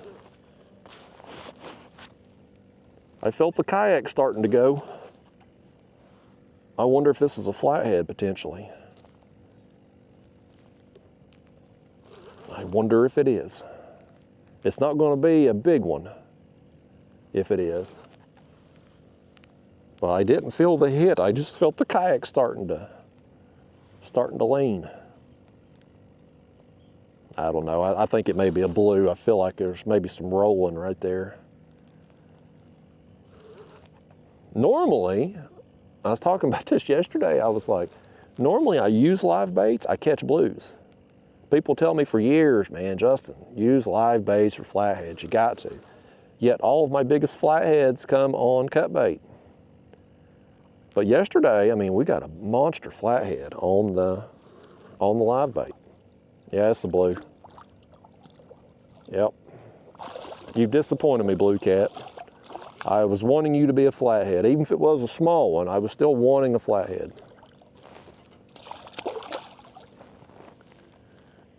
That's a very interesting bite going on right now, y'all. I don't know if you're picking up on this. But we've now caught 4 fish. 3 of the 4 have now got us soaking wet. But the 4 fish we've caught, 2 of them have been on the fly and 1 on the live bait.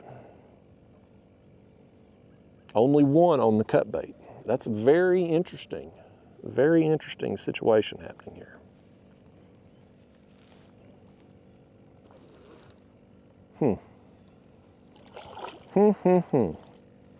Well, regardless, we're going to put down another live bait. We got plenty of bluegill in that bucket.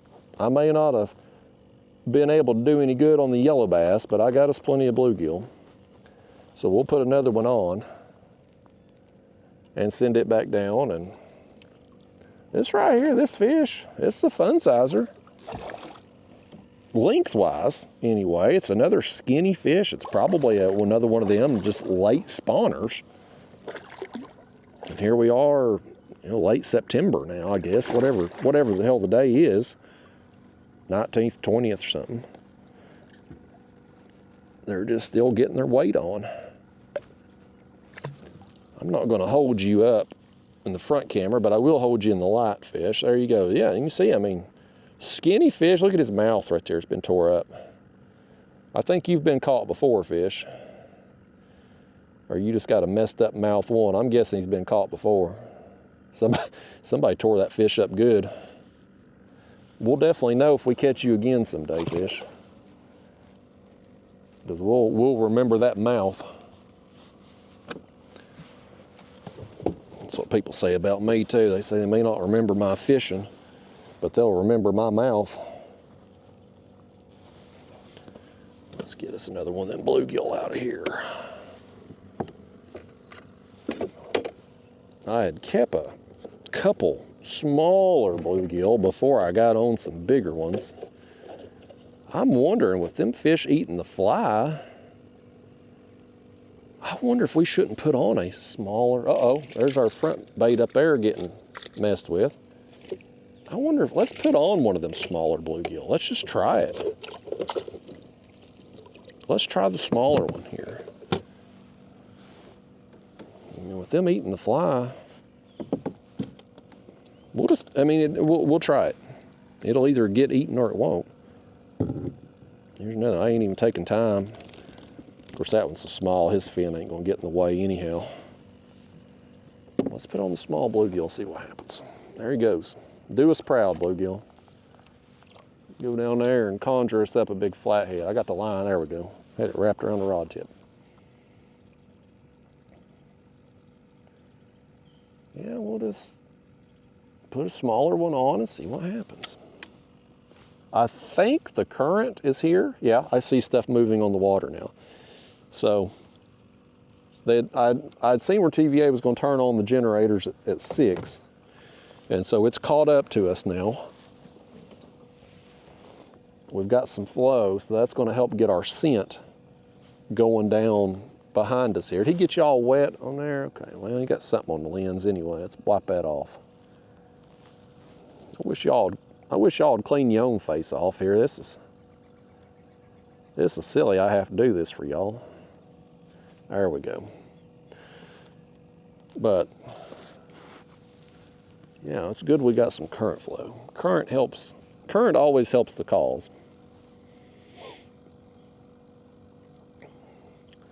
Yeah, it's not been a lights out bite yet. It's just been a fish here, we wait. Catch a fish there, we wait. But I can't remember what time it was yesterday. I guess it was later in the morning, 9:30. I made a mental note to myself today, if the bite turned on again, kind of mid-morning right there, I was going to look at the clock and see. That way we can time it going forward. But it was somewhere 9, 10 o'clock that it kind of got going. So we should be in that time period here now where I would expect the bite to, if it's going to pick up. Yesterday could have been a fluke. But if it was going to get going, I'm hoping it'll start happening here soon. We'll start getting a bunch more fish. But yeah, to finish up on the house or the wakeboard boat things, I think there's a way to make, I mean, nobody's going to be 100% happy. Hell, I would personally prefer they just outlaw the things altogether. And the wakeboarders, of course, they want to just be able to do their thing wherever the heck they want to.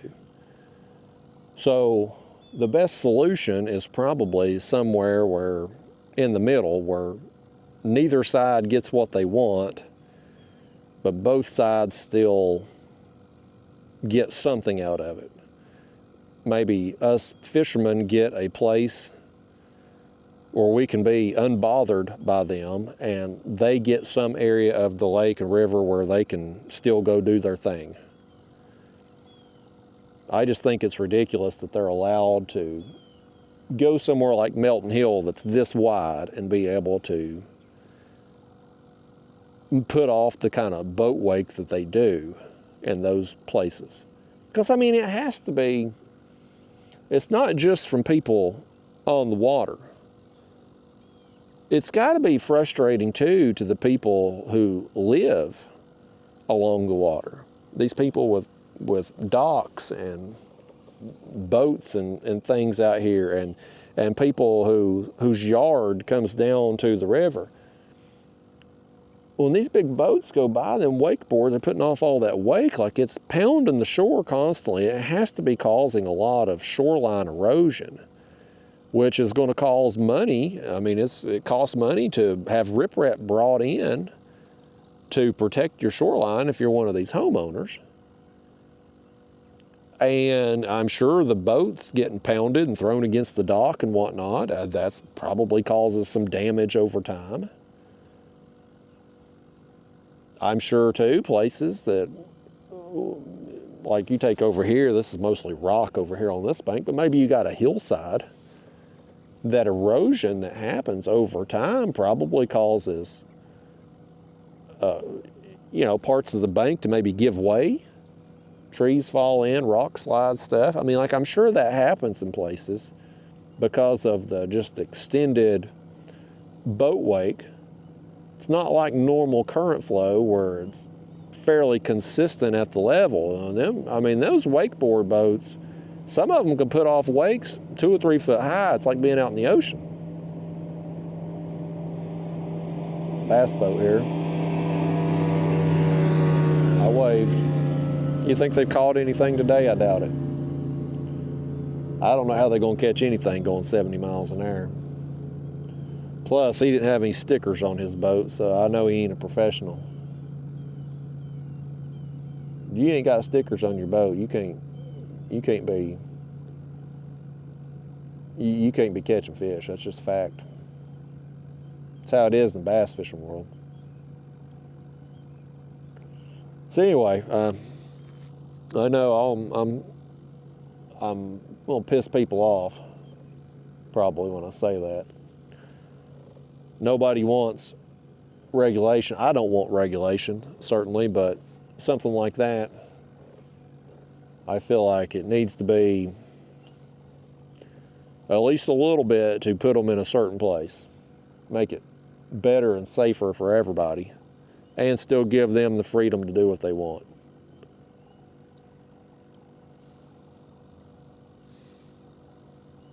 Got to be some kind of common ground.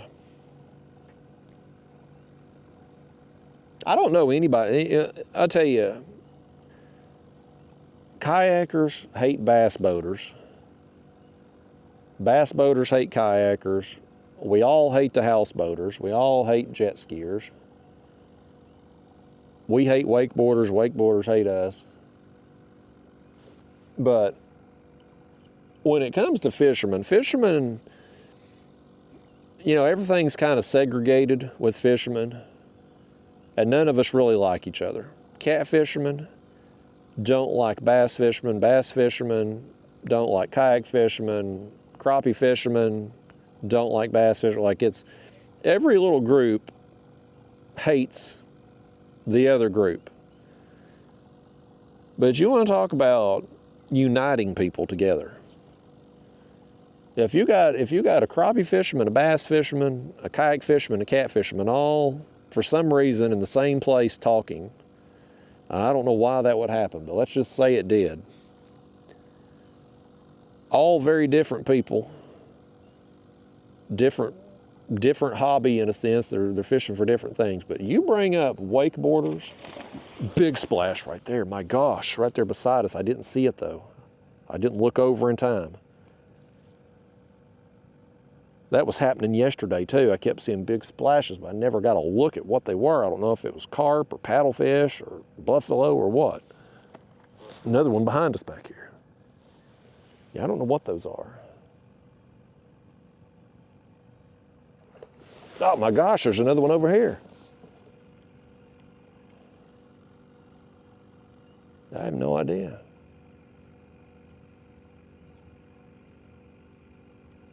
Whatever it is keeps coming up.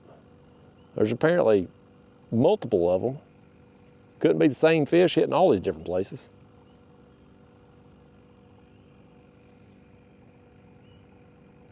I'm half tempted to put one of these rigs under a balloon. Try to keep it on the surface maybe. The bait's deep. I mean, I'm still seeing it there 30 feet deep. But something is up on the surface. It may just be carp or buffalo. You know how they come out in the mornings and they splash and carry on. You see a bunch of paddlefish out here on the river too. If you're just looking the right way at the right time, you'll see them come up and breach the surface. And they're a big splash, obviously, from their weight. But yeah, what I was trying to say, like, if you got a group of people, fishermen, they're all fishing different species, none of them really like the others there in the group. You mentioned wakeboarders. Nothing unites people that are different better than a common enemy. Everybody hates the wakeboarders. I don't care what you're fishing for, whether you fish out of a boat, a kayak, you can be a bank fisherman. Everybody hates the wakeboarders. Everybody. Even the other recreational boater type people, they hate the wakeboarders too. So that's a common enemy. Nothing brings people together quicker than a common enemy. I mean, you see it, you drive down the road. If there's a cop set up with a radar trying to give people tickets, and let's say it's up here and a car's passed and he's coming this way and you're going toward the cop, but you don't know that cop's there. How often do you see that person that's driven past the cop? They'll flash their lights at you, give you a heads up, let you know. That person don't know you, and if they did, they probably wouldn't like you, especially if you were sitting in traffic. But by gosh, we look out for each other on the road when it pertains to a cop about to give somebody a ticket. Because the cop in that situation that's going to give you a speeding ticket, that cop is the common enemy amongst people driving down the road. So we just do a little courtesy light flash there. Let the oncoming traffic know, like, hey, danger ahead, slow down. Gonna get you a ticket today. Nothing unites people better than a common enemy.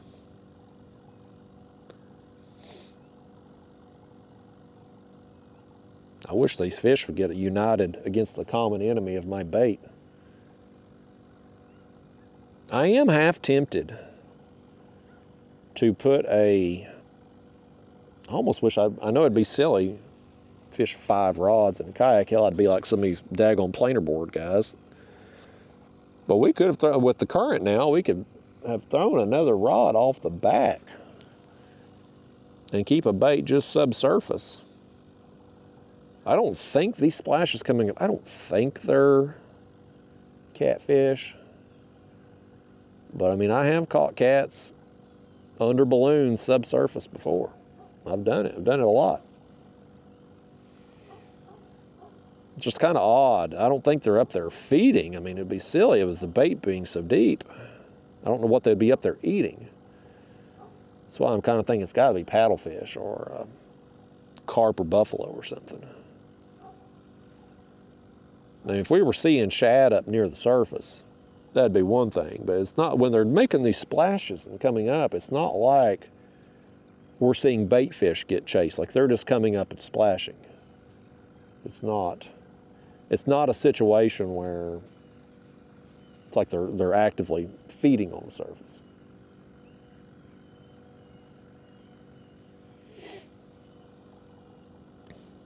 What else? Oh, I know what I was going to talk to you about today.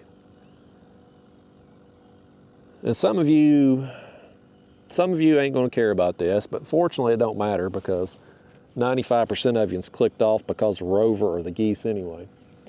Or Margie Ison's family, they done clicked off. But I was going to talk to you about this because this is a new world we live in today. And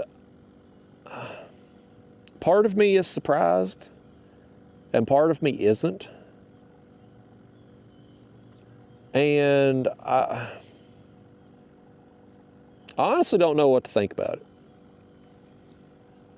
And I just saw this yesterday.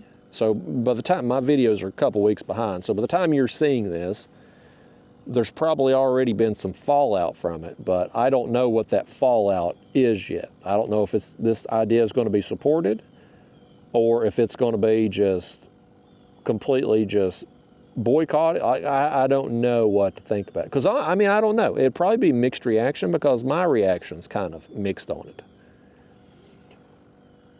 But yesterday, at least I think it happened yesterday. I heard about it yesterday. The Tennessee football program, and listen, I'm a UT fan. I'm born and raised here in Tennessee, Tennessee football fan my whole life. I'm a fan of Tennessee football. But they made an announcement that starting next year, they are going to be raising ticket prices 10%. There was another big splash. They're going to be raising ticket prices by 10%. And that extra money is going to be going to pay the players. And on one hand, I want Tennessee football to be good. I want them to be relevant. As a Tennessee football fan for the last, I mean, my whole life, but the last 20, we were good in 98. We won the national championship. Shortly after that, we went through a series of failed coaches, and the program was a total disaster. It was a dumpster fire. Now, the last 3 years, we've had a better coach. We've kind of turned the corner. We've been relevant again. It's been great. And so I want that to continue. I want us to be good. I want us to do well. But really, you're going to pass on that cost to the fans? Really? I'll tell you, I haven't been to a Tennessee football game in, I think Butch Jones was the last coach when I went to a game. And I stopped going, and here's why I stopped going to the games. Because I was paying an incredible amount of money for the tickets. You go into the stadium, and the stadium's at Neyland Stadium. If you've never been there, it's amazing. If you're a Tennessee fan, even with the increased prices they're about to do, I recommend going at least once. It's an amazing experience. But you go in there, and for the longest time, again, we were a dumpster fire. We were a joke. We weren't competitive. And so you pay a crazy amount of money for the tickets. You go watch a piss-poor product on the field, and then you would go to the concession stand, and they want to charge you $10 for a bottle of water, $12 if you want a hot dog. I mean, my God, you go, you take your girlfriend or something to the ball game, so you buy 2 tickets. You either got to buy a parking pass. Well, you got to buy a parking pass no matter what. You're either going to buy it there at the stadium, to be able to park at the stadium, park your car, or you're going to drive somewhere like the Knoxville Coliseum, park your car in that garage, and then pay money to one of the bus services to be bussed over to the game. So you got parking fees, ticket prices. You go in there. I mean, you go to a ball game outdoors. 3-4 hours you're going to be there. Of course, you're going to need a couple bottles of water or a drink of some kind and a snack. Man, I mean, even if you get nosebleed seats, you're out a few $100s. And again, it was piss poor product on the field. So I said, you know what? I love Neyland Stadium. I love the Vols. Another big splash over there, man. That's got to be paddlefish. It's got to be. But I said, you know what, I'm done. I'm not going until the product on the field gets better to justify wanting to spend that kind of money to see it. I'm done. I'm not coming back. And I haven't been back. And there was another one. I'm going to have to go back and review this video and see if I can catch one of those fish mid-jump to see what they are. I'm pretty sure it's paddlefish, though. It's got to be. Splashes that big. But yeah, so I quit going. Now I still watch the ball game. I still watch them on TV. Still support the team. But I'm just not going to pay the extraordinary prices for piss poor product on the field. Now, since we got Josh Heupel as coach, the product on the field has improved greatly. We've been relevant again. It's been great. And now they're wanting to stick it to it because college football changed. When the NIL was allowed, and you can now basically pay players. The NIL, I totally agree with. Some of y'all don't give a crap about football, but we're about to go on a philosophy rant here about football and where we're at in the world with it. Because I've really, and there's a big fish right down there under us, directly under us. Look at this, first off, and then I'm gonna go on a rant about college football. Right there under us, man. I hope that's a cat, and I hope it takes one of our baits.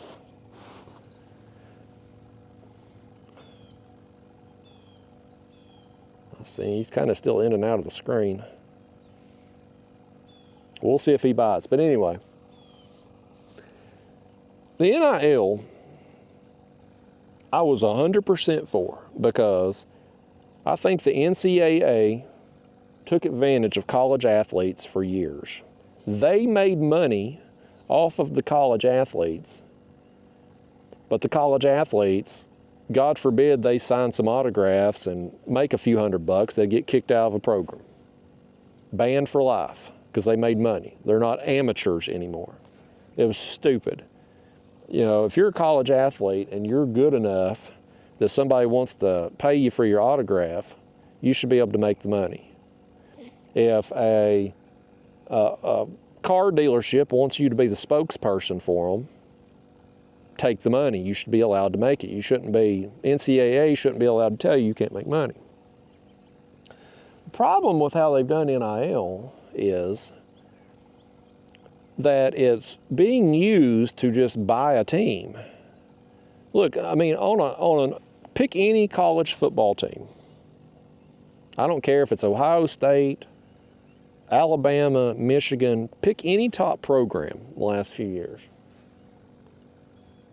How many players on that team, if you're being honest with yourself, I know as a fan, if you're a fan of one of them programs, there's another big splash right beside us.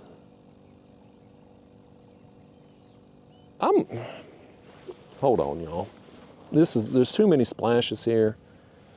We're going to take this rod that's behind us. We are going to cut my leader, take the sinker off, and we're going to tie a balloon. Well, first off, before I make a commitment to this, let me just look in my hatch here and make sure that we actually have some, we do. We've got some balloons with us. We're going to try to target whatever them damn things are. If they're paddlefish, I mean, they're not going to eat. They're plankton eaters. They're not going to be interested in a piece of cut bait. But if it is something that's catfish or a striper potentially, let's put a different bait on too. We'll switch that out before we send it back out. We're just gonna, let's just try it like 30 minutes maybe. Just try it and see what happens. It'll either work out or it won't. But I keep seeing these splash. I can't get a look at them. I never seem to be looking the right way when they come up, but there's something big and they keep coming up.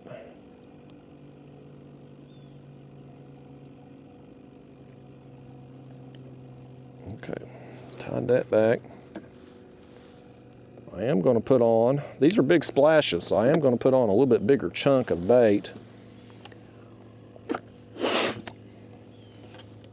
This balloon, if you want to see how I do this here, I'm just taking that line right there and we're going to do a overhand knot with the balloon. Nothing fancy, just overhand knot, little tension there, and we'll slide that balloon up the line, so we'll have it, I don't know, 2 feet or so there. Well, this thing will be up there near the surface. Let's get a piece of bait.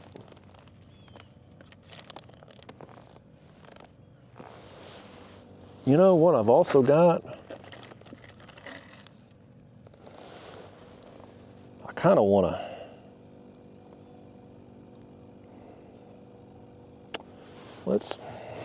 I thought about putting that daggone thing on whole, but we'll cut it. I think I've got another smaller one in there too. I normally don't keep skipjack this small, but this one I'd kind of thought maybe we use a whole bait today, but since some of the fish we've been catching have been eating the flies, I think I just want to try a small bait.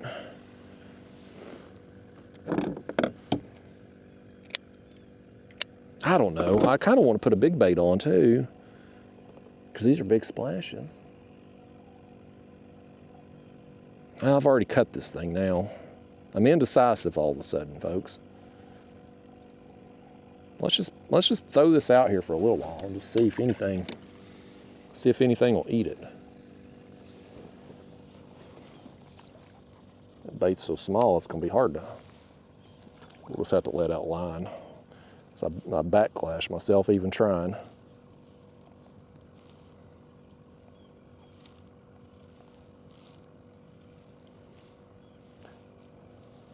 We'll just put it just a little ways behind us, get some distance between the bait and the motor. Now the weight of the bait, I mean, it's a smaller bait, but the current is so light it's going to have no problem sinking down. And of course, we'll have that fly directly below it. And we'll just stick this here behind us, man. And if something, whatever these splashes are, if it's paddlefish, we're not going to get bit because they're not going to be interested in this. If it is cats or if it's stripers, maybe we got a chance at them.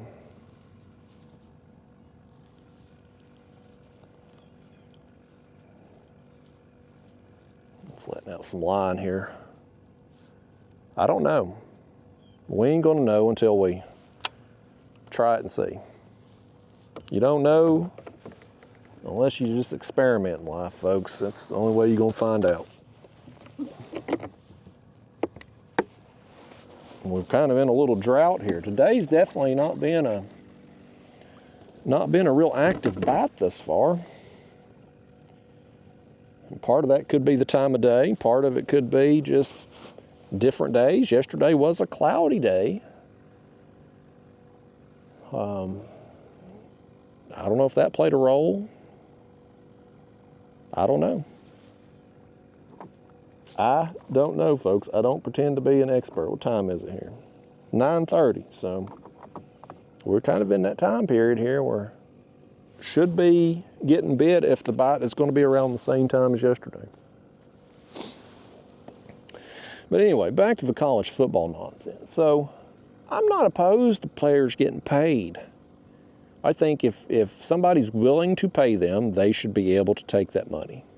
If they've made a name for themselves and somebody wants their autograph, make them the face of their business, by all means. But if you're being honest with yourself, I don't care what program you're a fan of, if you're being honest, each team has maybe one or two players that really has any value to their name, image, and likeness. How many players on a team can really sell products, move products, sell autographs? If you're a big name program, maybe your quarterback, maybe last year Ohio State they had Marvin Harrison Jr., big name, an all-time talent. Of course, he's going to be able. His name, image, likeness, it's worth something. But what's happening now? There's these schools are going into high schools and they're getting commitments from players by offering the most money. They're going into junior college programs and getting these JUCO transfers by just simply offering the most money. They're just paying players. It's not name, image, likeness. It's just boosters and businesses. They've all contributed money to a program.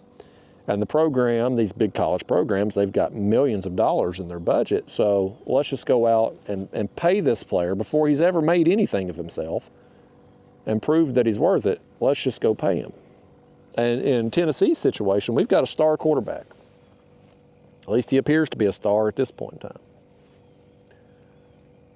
From what they were saying in the report I read, I think he was out of California, I think. A high schooler there in California.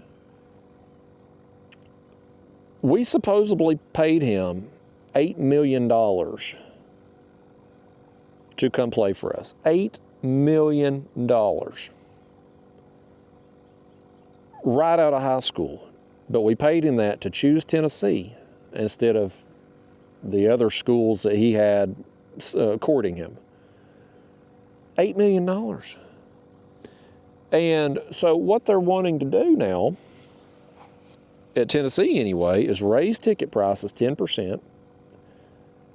Neyland Stadium's 100,000 seats, 101,000, something like that. We're one of the largest stadiums in the country. And a credit to our fan base, even for 20 years of rotten football, abysmal coaching, just poor leadership at the Tennessee football program, people kept showing up to the stadiums. I didn't. I bailed out. I said, I'm not paying $12 for a hot dog to watch Tennessee get beat by 30 points by Alabama. I'm not doing it, okay? If you put out a competitive product on the field, make it worthwhile for me to come back, I'll come back. But a lot of other people, enough people to fill 100,000 seats in the stadium, kept going. And so now Tennessee's like, well, you know what? We gotta buy our team. We're making bukus of money off the TV deal. We sell a ton of merchandise. We sell out 101,000 seats every game, even for the Kent State or Chattanooga State cream puff games. They still sell out. They're already making a fortune there at the program. Let's just stick it to the fans even more, get a little bit more money out of them, and let them pay for part of the players. And I just don't feel good about that. I don't think that cost should be passed on to the fans. And I don't think NIL is being used like it should. This quarterback we got, is he a star? He certainly looks like it. And so his name's Nico and something I can't pronounce for his last name. So he's got a cool name. He's a talented quarterback. He's going to get some money in the NIL, right? Like, companies are going to want to pay him. Just look right here, the balloon. By gosh, we got one on. We don't want him, though. We don't want him. Let's see what he is. Is this a cat? It is a cat. First I saw silver. I was like, is that a drum? Oh, he ate the fly, though. He did not eat the cut bait. He ate the fly. That's another one on the fly. Now, it's small. It's a dink. But it is another fish on the fly today. Boy, I tell you, folks, if we didn't have the flies on today would be one of those days where we just ain't catching diddly. You wouldn't be seeing this video if we wasn't using the flies. I wouldn't have enough fish to justify posting this crap. I know some of you are saying, Justin, you shouldn't post this crap anyway. It's garbage. Which the fact you're still watching to this point in the video to tell me that, I don't know. I don't think the problem's with me at this point. It's probably you. If you're still watching something you think's crap 2 hours in or however the hell long we've been at this. I'll put the smaller bait back out there. Part of me wants to put the... You know, let's not. We got the fly on there that is a smaller bait. Let's just put let's put something big on. I'm too indecisive right now, folks. I'm very indecisive. On one hand, I want the smaller bait because that's what seems to be getting it done. On the other hand, we got the fly on there that they keep hitting that is a smaller bait, so why not let's put on a big chunk that's going to have more blood and more oils and have more scent to possibly draw in these fish to the fly. Let's put a big chunk on. This is a fairly large skipjack. This will make it easier to cast too, which will be helpful. Won't have to, I can toss it back there, not have to just sit here and feed out line to it and take forever.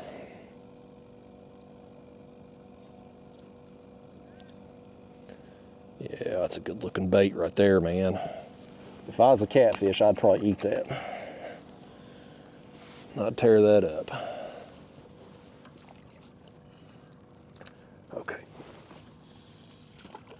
Okay, that's a backlash us again. Can't cast for diddly poo. Oh, here comes a bass fisherman on the shoreline. I talked about somebody fishing on the sides of it. They ain't gonna get in our way or nothing, but still. Be nice if they'd went somewhere else. Fortunately, bass fishermen never fish anywhere long.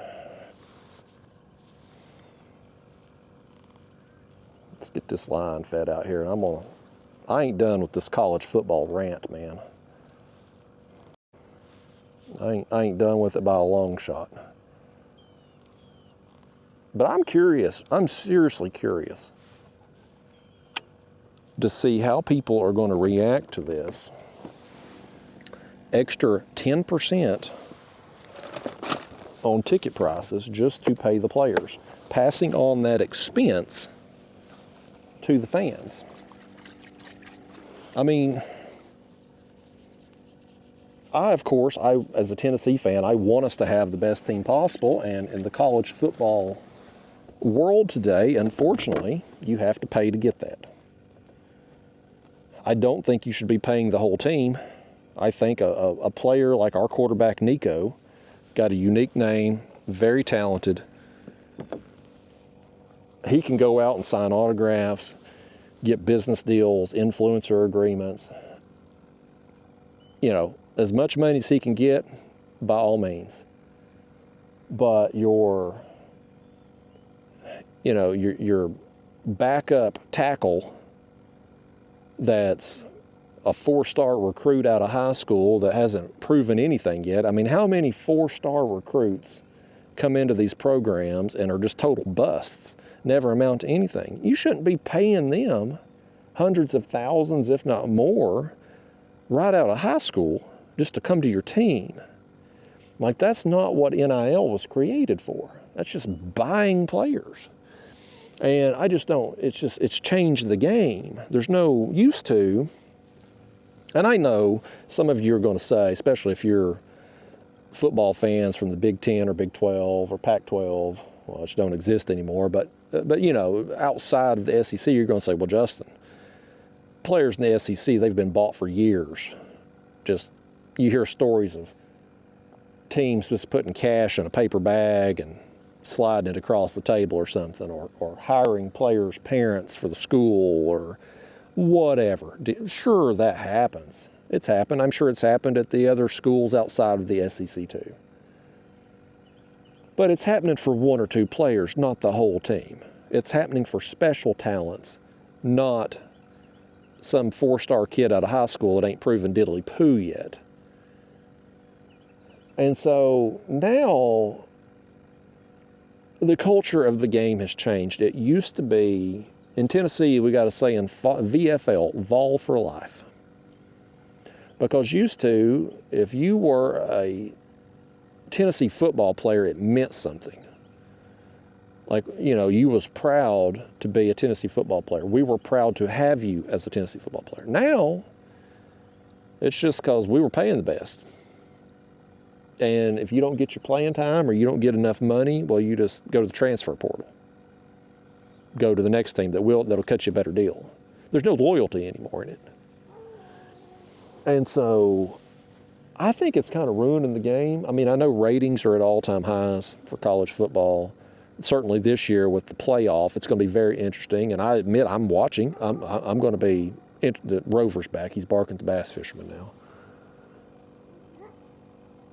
We'd had a break from Rover. Now these bass fishermen sparked his interest again. But, you know, this year is going to be a big year for ratings. And schools, TV companies, athletic apparel, the Nikes, Reeboks, Adidas, all those companies, they'll look at it and say, well, college football business is booming. Maybe it is. But for people like me, yeah, I'm going to still watch it because I'm a Tennessee fan. But I'll fully admit, like, I don't like it as much now as what I used to. Because now I feel like we're basically watching just a minor league football. Which, I mean, that's what college football has always been.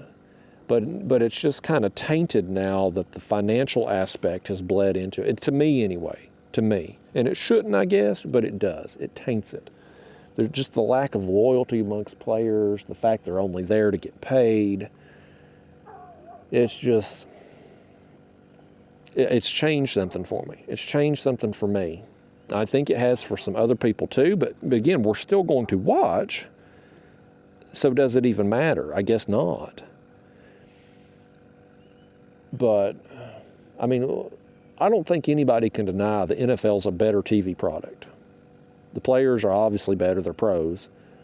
The announcers are better, the TV production side of it's better. Everything's better in the NFL. What makes college special is just the loyalty to the programs. And right now, you've still got people like me and others who've grown up Tennessee fans and whatnot, and we're still supporting the team. But 10, 20 years from now, when it really just becomes down to who has the most money, I mean,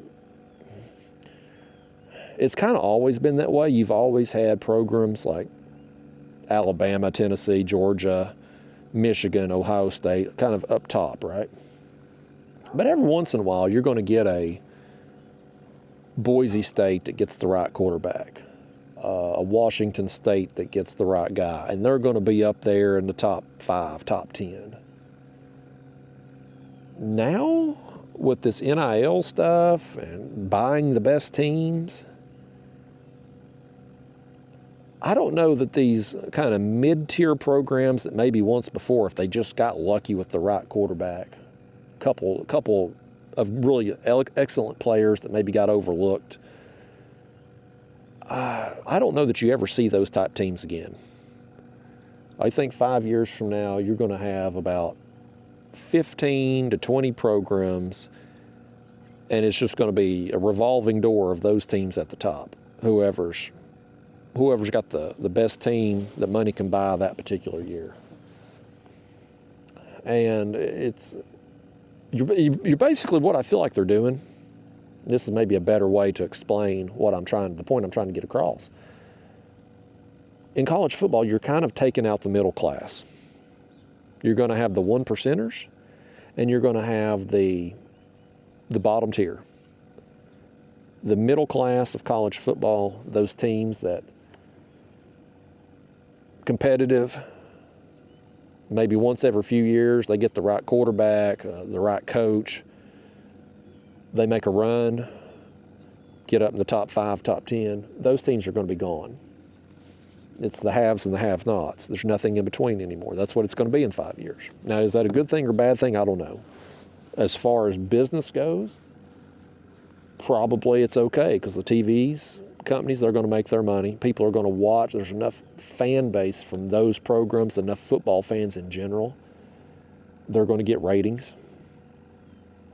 But for the middle class program type schools that currently exist, I don't know what happens to them.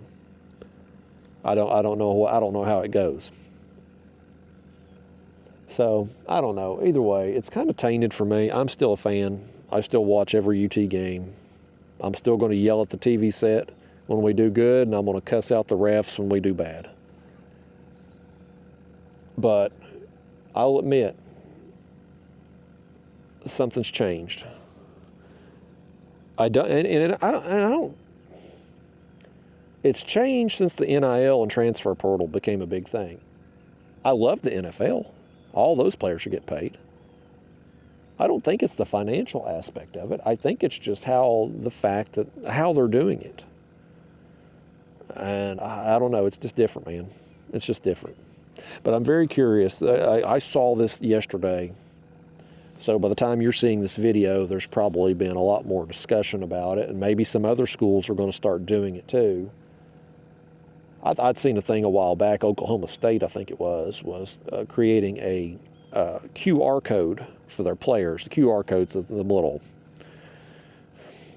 little symbol.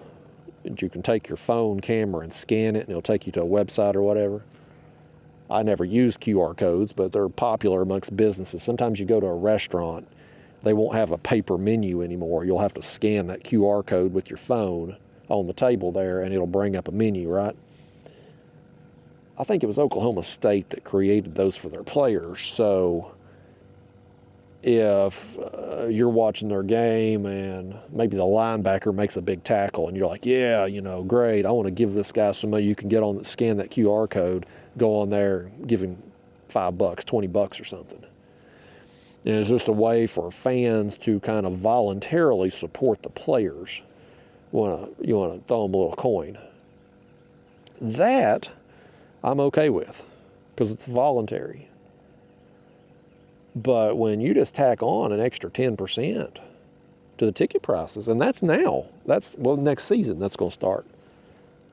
How long does that last before they raise ticket prices again? Ticket prices go up all the time. Concession prices go up all the time.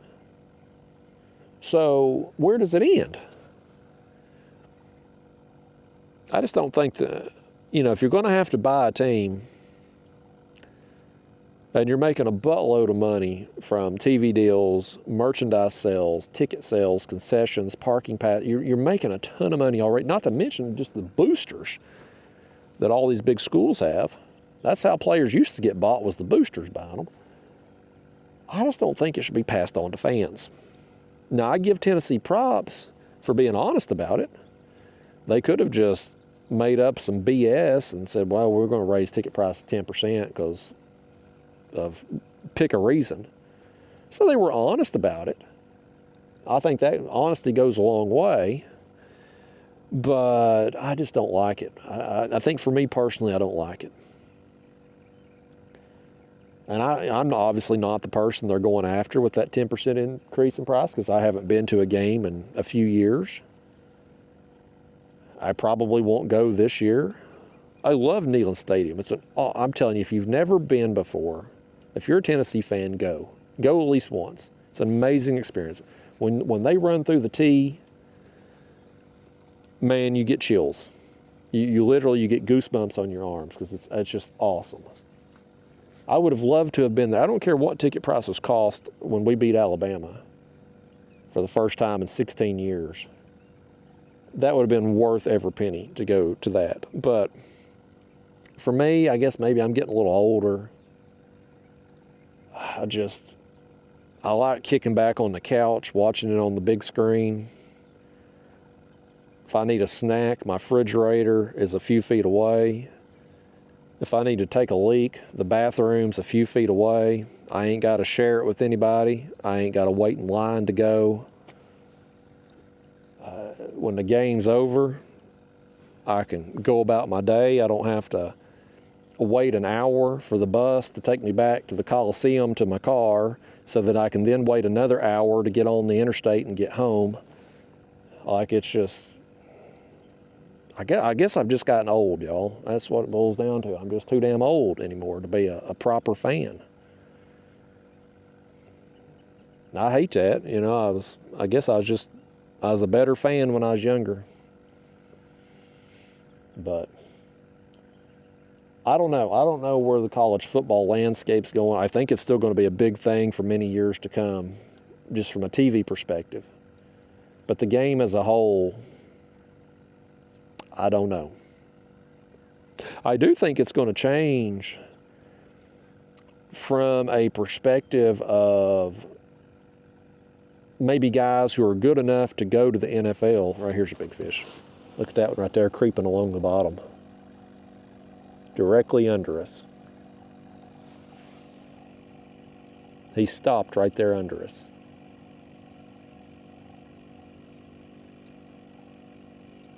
Now he's moving on.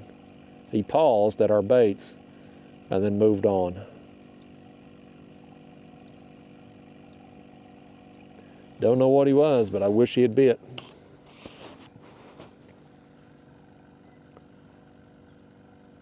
I do think I want to switch out some baits here and say we need to switch out that head for sure. It's been down there for too long now. Man. I tell you, when you see them on the graph like that, you see them just swim up, stop right there where your baits are, and then move on. That's always a kick to the gonads, man. Always. I'm gonna switch out our baits. There's that head we cut earlier. We'll put another chunk on the other rod. Now, since that smaller bluegill didn't work out for us, we'll switch him out for a bigger one.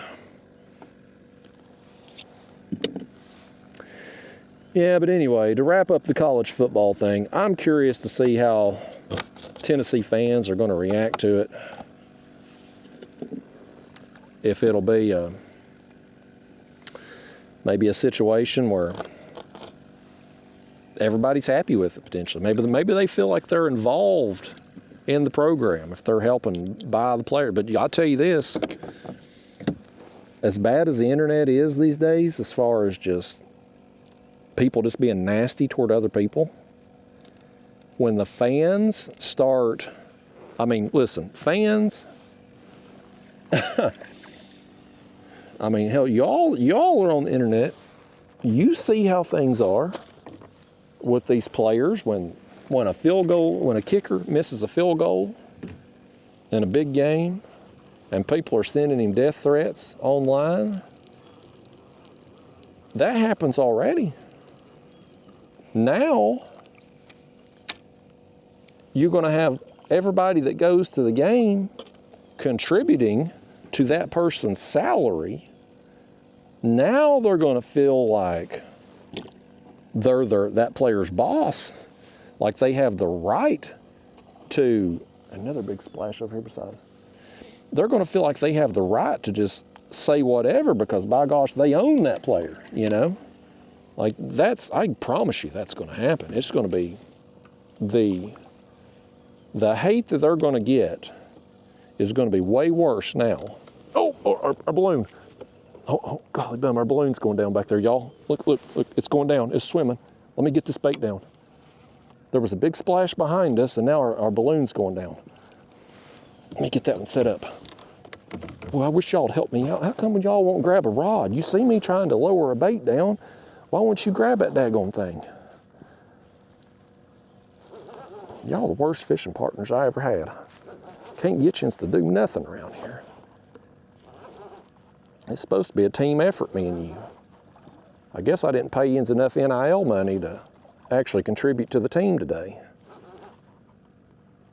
This ain't gonna be a very big fish, I don't think, but he's gonna be probably bigger than the last one that ate this rig, but that's another one under the balloon.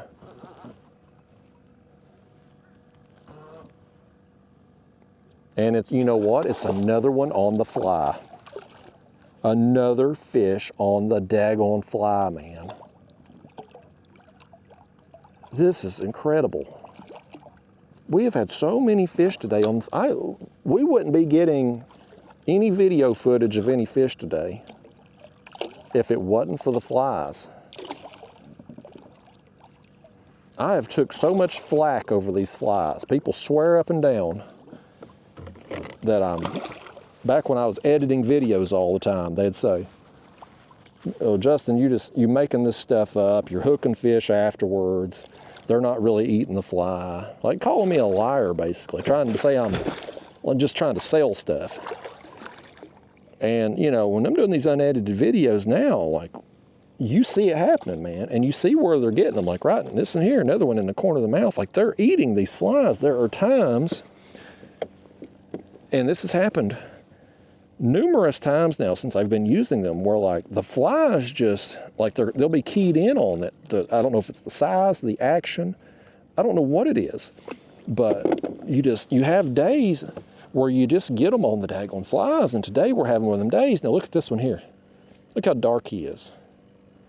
He's probably been in the shallows or under the surface there for a lot of the time, but to be that dark, I would assume. Yeah. Man. You know what I'm thinking about doing now? Oh, this would be so stupid to do this. Talk me out of this, y'all. Talk me out of this. This is dumb. I'm thinking about putting on another balloon rig and sending a live bait out there under the balloon. I mean, again, we're 51 feet deep here. So these fish are subsurface. The last two anyways, subsurface, over 51 feet of water. I'm thinking about doing it, man. You know what? I am gonna do it. I am. Here's what I'm gonna do. The head bait's not been messed with today. It did not get messed with yesterday. And so far, the fish that we have caught out here seem to be showing a preference toward the fly, which is the smallest lure, the smallest bait that we have out there, right? I'm gonna take that head bait off. We're gonna put on a live bait under a balloon and send it out. We'll keep a live bait near bottom. We'll keep a piece of cut bait near bottom. Well, we're still going to be bottom fishing, near bottom fishing anyway. But we will take advantage of any of these fish that are up here on the surface too. I mean, I hate to not have a head bait down there near bottom because it's such a big fish bait historically for me. But the last 2 days, it's just not done, it's not done anything. They've not had any interest. And today, it's just, they're clearly showing a preference. This many fish on the fly, like there's something up today. Like they're wanting a smaller profile bait for some reason. I want to keep a chunk near bottom because that's been doing well for us. It was doing well for us yesterday. I want to keep a live bait down there just because the big flathead yesterday chose the live bait. So the next option here is to, and I want to keep, I want to keep that piece of cut bait out there under this other balloon rig. So the next option is just take the head off. Oh, you know what though? Okay, I've got another pack of balloons. It was like we had used the last balloon of that other pack on that other rig, but I got another pack. Crisis averted. I panicked for a second there. This is a very interesting event here, folks. Very, very interesting.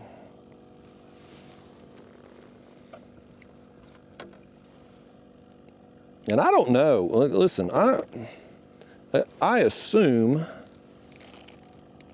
these big splashes have been paddlefish or carp. I don't know though.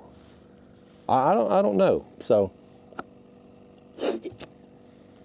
we're just gonna throw out a live bait there into this balloon and see what happens. It'll either get eaten or it won't.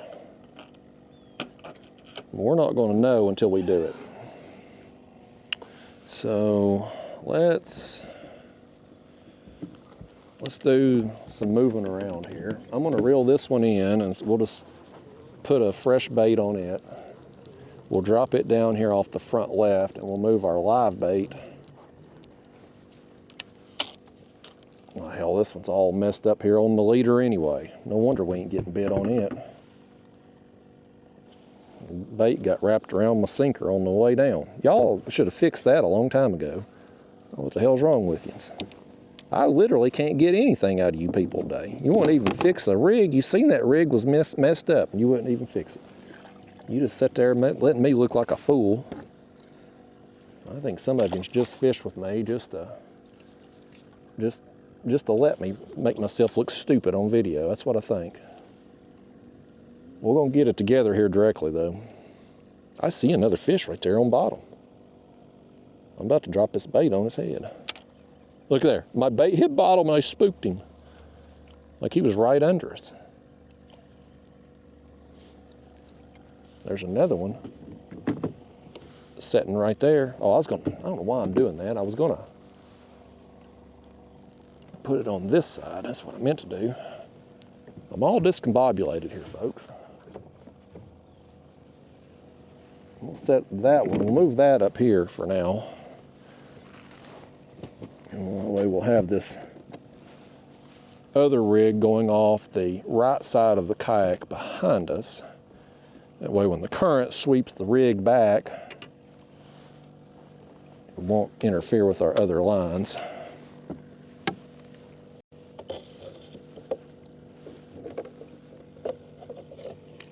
Okay. As there was another big splash over there. I hooked the daggone net with my fly. How do I do the things I do? I just ran that hook, barb and all. There it comes. Okay. Okay, come here, bluegill. I want you to, bluegill, even if you don't get eaten, I want you to do me a favor. Swim around down there, find out what these big splashes are, and report back to me. You think you'll do it? You think that bluegill will help us out? I don't think he will. I don't think that bluegill likes me. I put a hook in his jaw last night, reeled him in against his will, then now I'm putting a hook in his back and trying to feed him to something out there, hopefully something big. I just don't think he likes me very much. I hope he doesn't swim into our other lines, what I'm hoping he don't do. I want to give him a little distance behind the kayak just to get him away from us. But I want him to stay out this direction, behind us and to the right.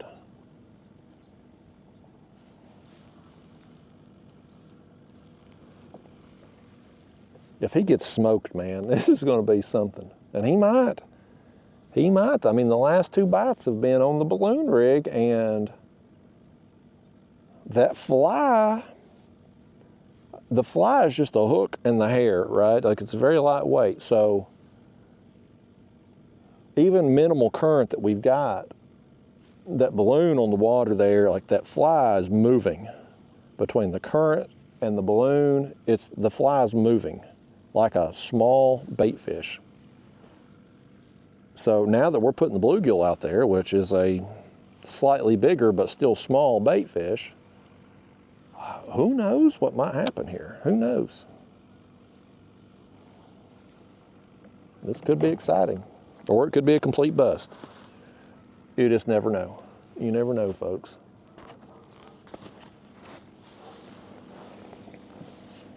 I'm just out here having fun. I sure was hoping to get a flathead.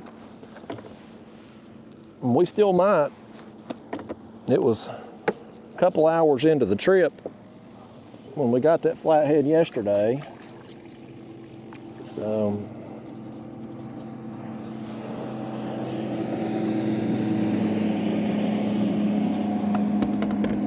goes the bass boat.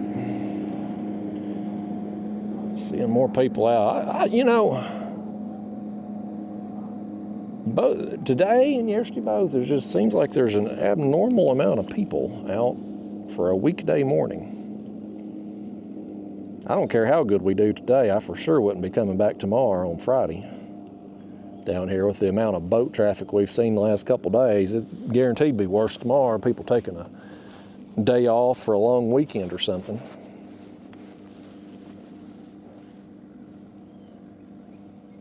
I don't know. I mean, these big splashes out here, as big as they can only be a few things. Carp, buffalo, those would be kind of the obvious choices, but that typically happens first thing in the morning at sunrise. Paddlefish you'll see jump up all day long. But oftentimes when you see them, like, they're completely breaching the surface. It could be, there's sturgeon in here, although not many and not terribly big, but they would be a larger fish. But the only other options really would be either catfish or stripers to make that big a splash. So I don't know. I don't know what they are. But whatever it is, if it's catchable, I want to catch it. And we still got our live bait on here, the front right, and we got our piece of cut bait here on the front left that's down near bottom. We may need to switch out that other bluegill at some point too. Seems like I had talked about doing that. Now I can't remember if I ever did or not. I can't remember if I did or not. Did I switch out the smaller bluegill for a bigger one? I don't recall. This honestly don't feel like I got anything on there. Well, how far we've been robbed. How the hell did that happen without y'all noticing? How are we sitting down there with a bare hook? You had some fish or something ate that bait. You had no idea. I don't even know how that happened. How did you not notice you didn't have a bait on that hook? It wasn't me. I would have for sure noticed. I don't make mistakes like that. I've never made a mistake in my life. Goodness gracious, come on, bluegill. Save that energy now, buddy. Oh, boy, we about lost that one overboard, didn't we?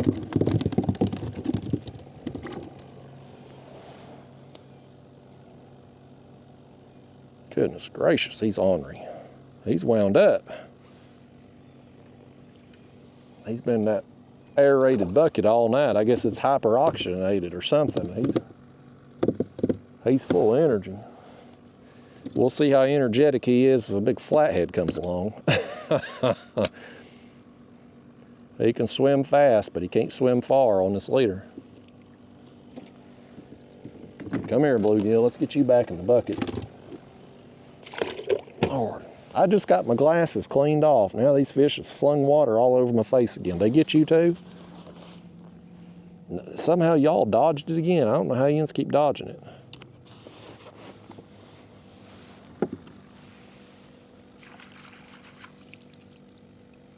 Lordy days. Now I'll turn this around here so you can see the balloons. They're back not far behind us, but just a little distance there, so they're not right up on the kayak. The bluegill's there on the left, a piece of cut bait there on the right. Both of them got flies under them. And the current's course is going that way. Well, we'll see what happens with it. Maybe we get another fish, maybe we don't. It's definitely been a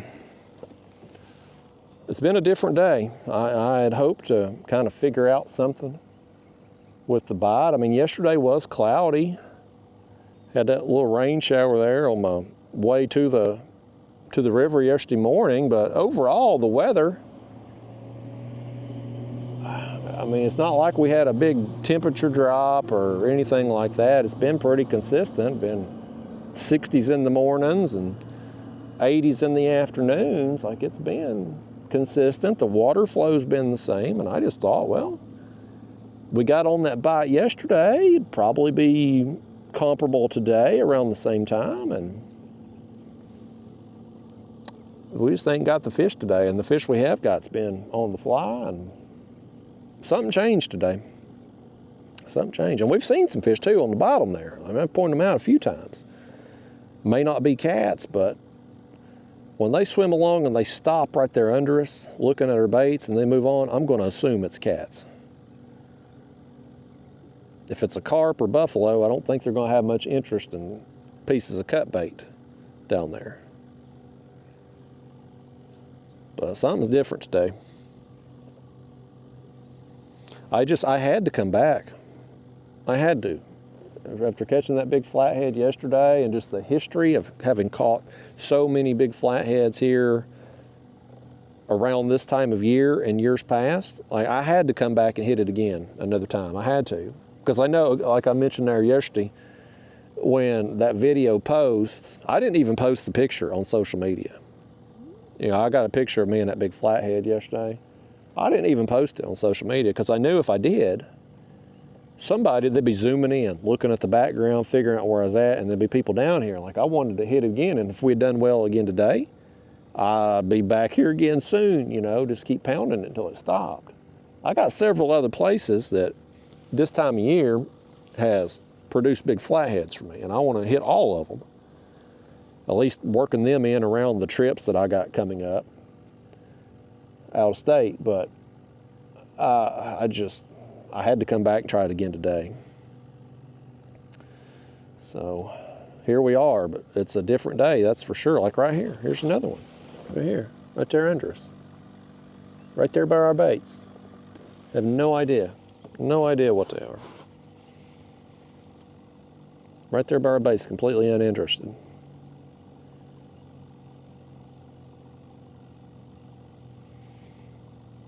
That's where that damn live scope will frustrate the heck out of you, man. When you see fish and it ain't like we're doing one cut of bait or one type of bait. Like, we've tried a little bit of everything out here today. Now, what we haven't done and what has worked better lately is dragging. I talked about that some before, and of course you all regular viewers have seen me catch a lot more fish in recent trips by dragging. Suspending, like we're doing today, has really not been a productive technique lately. But that technique is way more productive for flatheads, and because we're in that time of year where I'm expecting to get more flathead bites, and because I just enjoy it more, I've been doing this technique anyway lately, and will probably continue to do so. Now, what I am going to do, probably either Saturday or Sunday, I'm going to go do another carp trip. Go after carp and buffalo again, but what I'm going to do in addition to that is load up on some live baits, bluegill or whatever I can get with the ultralight. And while I'm carp fishing in some backwater creek, we're going to throw out some live baits and see if we can get something on them too. Some catfish, because I've been catching a fair amount of catfish back in the shallows while I'm carp fishing. Smaller ones, of course. But I'm catching them smaller cats on worms while I'm carp fishing. And so if I got a big live bait out there, maybe we hook a big cat if there's some big ones in there too, potentially. I don't want to do cut bait back there in the creeks because we'll get turtled to death. That's why I don't fish the shallows more often. It's just, it's turtle central. Every carp trip, I'm catching turtles. And so if you got cut bait out, they'll just sit there and just, I don't care how big a piece of cut bait you got, they'll chew it to pieces. But the live baits, you throw out a big live bait, you know, oh. Did I imagine that, or did something give it a tug? Maybe I imagined it. But if you got a big live bait out there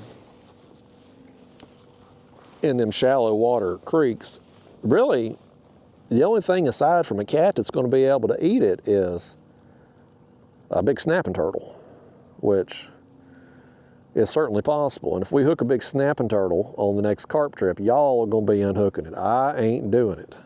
Them sliders, a mud turtle, I will gladly net them, bring them in, do everything I can to unhook them. I love turtles. But we hook into some 50-pound snapping turtle, either y'all are gonna unhook it or I'm gonna cut the line. So I ain't losing a finger. I ain't doing it. I need these fingers. I gotta pick my nose sometimes. I need these things. But I'm gonna try it. I've just been seeing, we've been catching so many cats in the backwaters lately. And with the water temperatures cooling a bit, days getting shorter, fish will start moving shallower more frequently anyway. The quality of the carp I've been catching have certainly been better in recent carp trips. So we're gonna try it. And so I'm probably gonna go out, weather permitting, one morning this weekend, whether it's Saturday or Sunday, fish for a few hours, you know, sunrise till 10, 11 o'clock or something, and see what happens. But I just want to try it, see what happens there. It may not work, we may get turtled, we may not catch anything, I don't know.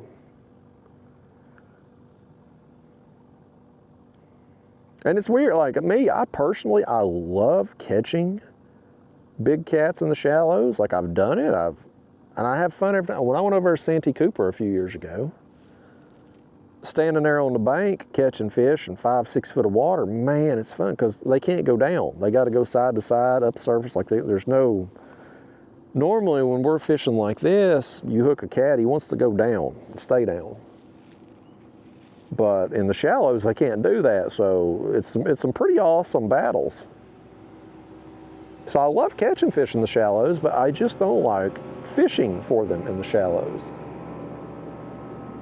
Because of the other stuff, the turtles, the gar, when you do hook a fish, sometimes you get wrapped up in brush piles and debris and things like that, and you end up losing rigs and whatnot. So it's a challenge to fish in the shallows. And so I don't do it very often. I'm way more comfortable fishing deep water structure. Like I can look at a map and know exactly where I need to anchor down or spot lock like we're doing today based on what I see on that map and give us a reasonable chance, a reasonable expectation of catching fish. Like I'm very comfortable with that. I'm very confident in what I do with my map study. But in the shallows, it's like, I know big cats are going to be up there sometimes, but there's always big fish deep somewhere. They move up shallows for part of the time, but they don't stay in the shallows all the time. It just comes down to what kind of fisherman you are, what your preferences are, what you got confidence in. If you got confidence in something, you're going to keep doing it. I mean, like if you're confident in whatever it is, whether it's the location you're at, the technique you're doing, the bait you're doing, whatever, if you're confident in it, even if you're not getting bit, if you're not getting the results that you want, you're more inclined to stick with it. And this is true with fishing and anything else in life. Like you're going to stick with it longer because in your mind, you know what you're doing is correct, and it's just a matter of time before you get the results you want.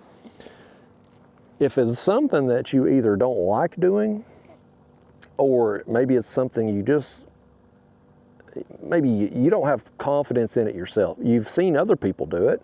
Maybe you've watched videos. Like you know it works, but you don't have the personal experience with it to have that confidence to know that you can do it yourself. Or if it's something you don't really enjoy doing, you're going to be less likely to do it, or less likely, if you do it, to do it as long as what you need to be able to ride out the results. And that's kind of the way I am with shallow water fishing. It's like I've caught big fish in the shallows. I certainly have fun doing it when they're biting, but I don't enjoy it as much because of the turtles and the gar and the fact you go through so much bait, because small fish will just clean your hooks and pick you apart down there. And I don't have as much confidence in it because just in my mind, I know fish aren't going to be there super shallow for very long. Like it's just not a bite that you're going to be able to go out and consistently produce. If you're right place, right time, sure, but it's just not something that's going to happen all the time. Whereas if you go out and you fish deep structure every day, every single day you go out, you've got a chance. Every single day. So it's a percentage thing for me. It's a confidence thing for me. It's an enjoyment thing for me. It's just all them things combined. I just don't end up doing it very often. But I figure, I was thinking about this, I'm like, if I'm going out there carp fishing anyway, when you look back at my carp trips, I know some of you like the carp videos, some of you don't. But when I have done the carp trips, normally what happens is 1 or 2 rods will produce all the fish. I usually fish with 3 now. When I was kind of getting into carp fishing, I was fishing with 4. Some of the creeks I've been in, I just don't have enough space to fish 4 rods. Some of them fishing 3 rods is difficult, depending on how big the creek is. But even if it's a larger area, like the place there on the last trip, it was a very wide area of the creek, and I was kind of sit toward the bank and casting out. So I had plenty of room. I could easily have fished 4 rods, just fan casting everything.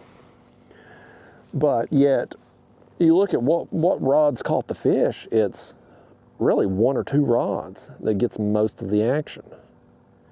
So in that situation, if you've got plenty of room to be able to fan cast baits out, and you know the fish that you're primarily targeting, in that case carp and buffalo, if you know those are going to come on 1 or 2 rods, well then just go ahead, use those 2 rods for the carp fishing, and then take another 1 or 2 rods and use those for catfishing.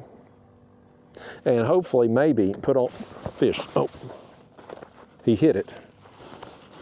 He hit the balloon rig and he didn't hook up.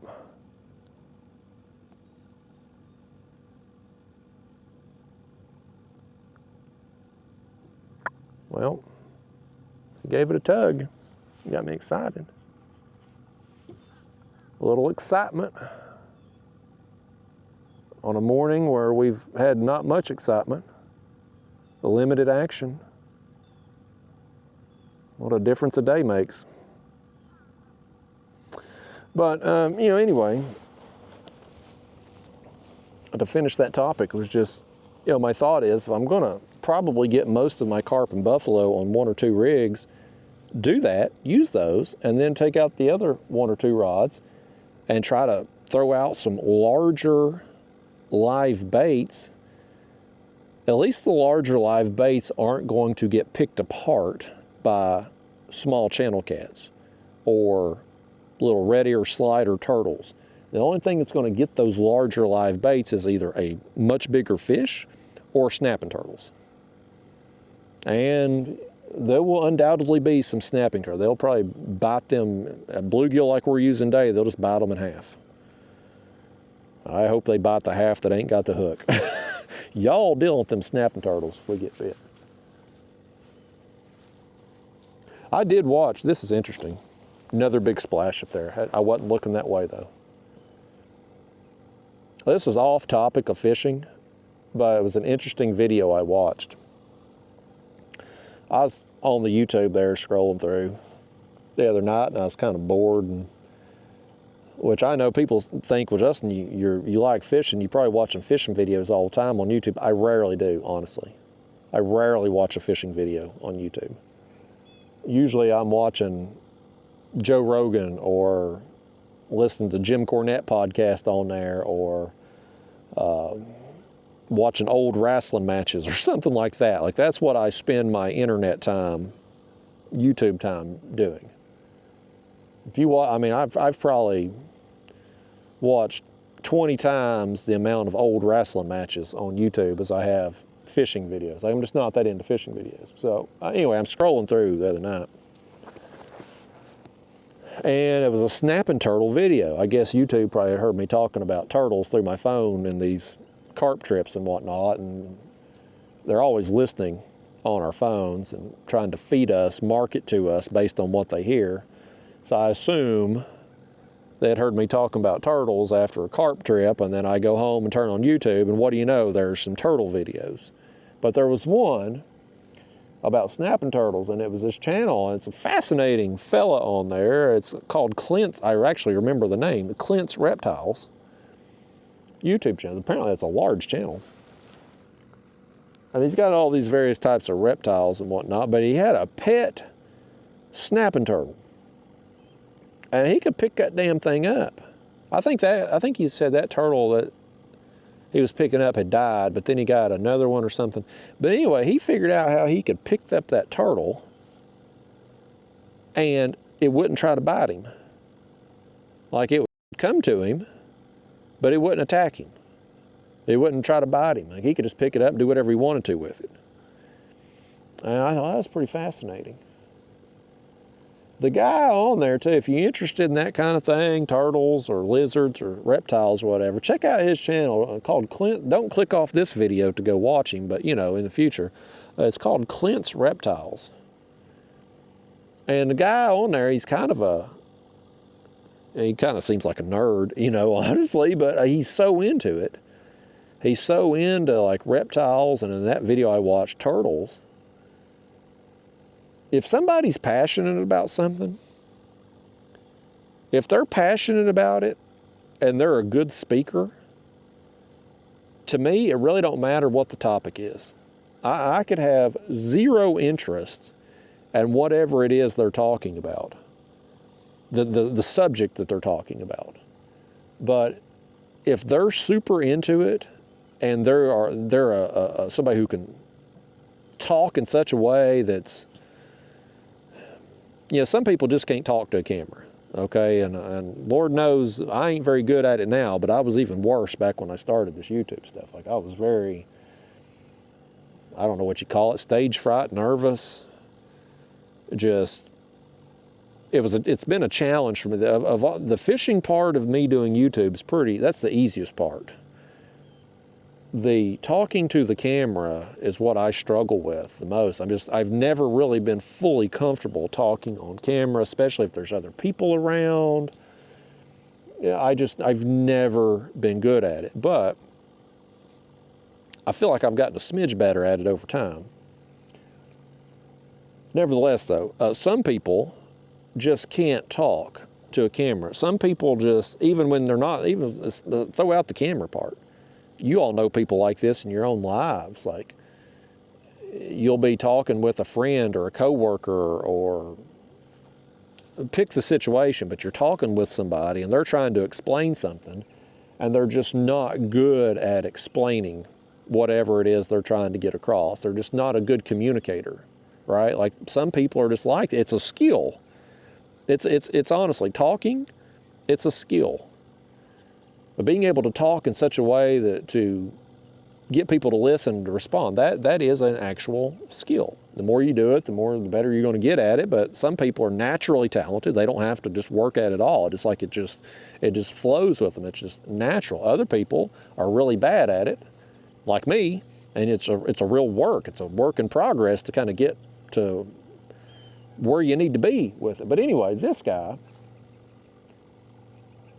he's kind of a nerdy guy, but like the way he was talking and explaining stuff kind of on he talks on a level that anybody could understand. And he's so passionate about it. Like I could, you know, somebody like that, I can't tell you how many TED Talks. I ain't watched a TED Talk in a long time, but I used to watch them regularly. And TED Talks, if you're not familiar with that, it's like I think TED Talks is like an actual organization, but they'll rent out a auditorium of some kind and they'll bring in speakers, various topics. But those speakers will be experts in a particular field or a particular, it could be anything. I mean, it doesn't have to be business related or a certain type of hobby. It could be any kind of topic, but they're passionate about it, they're good at it, they're an expert on it, and they'll come in there and just talk and teach the people that go to the auditorium to see it. And they usually film these things and put them on YouTube and whatnot. And so I've watched a bunch of those through the years on various topics. And there have been some of those topics that I've clicked on. I can't really think of any right off the top of my head, but maybe it's a situation, I'm sitting there at the house, I'm bored, I'm just scrolling through YouTube and the TED Talk thing pops up, okay, I'll click on it. And it'll be a topic that I just have no interest in right off the bat, but I give it a chance because it's a TED Talk. And I'll sit there and watch the whole damn thing and be like, they'll have my attention the whole time. Not because of the topic, hell, I had no interest in the topic. Still don't have an interest in it when they're done talking. But because they're such a good speaker, and because they're so into it, I'll listen. If somebody's passionate about something and they're a good speaker, I will listen to just about anything. But if it is something I'm interested in and you're a bad speaker, or you're not very knowledgeable on it, like I'm just gonna tune out. My mind's gonna wander, I'm gonna daydream, I'm gonna click off. If it's a video, I'm gonna click off of it. Like it can't, you have to be interesting and you have to be passionate about what you're doing to keep my attention. And I think that's probably the way it is for most people, which is just mind-boggling to me that these videos that I'm doing here get so many views. Like, how can I keep you all entertained for so long, keep you engaged, when a day like today where we're really kind of struggling to get a bite, at least with any kind of consistency. And we've caught, you know, when I leave here today, we will have caught several fish. You know, we got that one decent fish there. And we've had a couple others as maybe fun size length, but kind of skinny. But overall, the day, it definitely not as good a day as yesterday to this point. And the bite today has been much more sporadic than what we experienced yesterday. But yet, I mean, I've had other trips like this too. And, you know, the watch time's incredible. The engagement's great. Like, you all seem to be into it, coming along on these trips with me, at least those of you that do. And I'm certainly not a good speaker, and most of the times most days I'm not a very good fisherman either, if we get right down to it. So I'm constantly amazed that you all come with me on these trips, but I'm thankful you do. And like I've said on YouTube for years, y'all keep watching, I keep doing it. Y'all quit watching, well, I'll just quit making videos. I'll sit out here and talk to my damn self, or play on my phone in between bites. That's what I used to do. I ain't played Candy Crush in months, y'all. About the only time I played it was when I'd be out here fishing and waiting on bites. I've been into that Wordscapes game. That's kind of, if I'm bored, if I'm at the doctor's office, I'm waiting or something, or getting my oil changed and I'm waiting, or maybe I'm sitting on the crapper or whatever, I'll pull out my phone and play that Wordscape game, but I don't play Candy Crush anymore. Me talking to you out here on these trips and these videos, it broke my Candy Crush habit. The habit I'm trying to break now is Pepsi. I've been a big fan of Pepsi. And I've been good about it. I feel like most of the time I'd keep it to about one Pepsi a day. One can of Pepsi, like a 8-ounce can, not like a 2-liter bottle or anything. But I mean, I've been good about it, but that stuff ain't good for you. It tastes good. I like it. It's not good for you. And I'm trying to cut back. So now I am on day 5, I believe. Day 5, no Pepsi.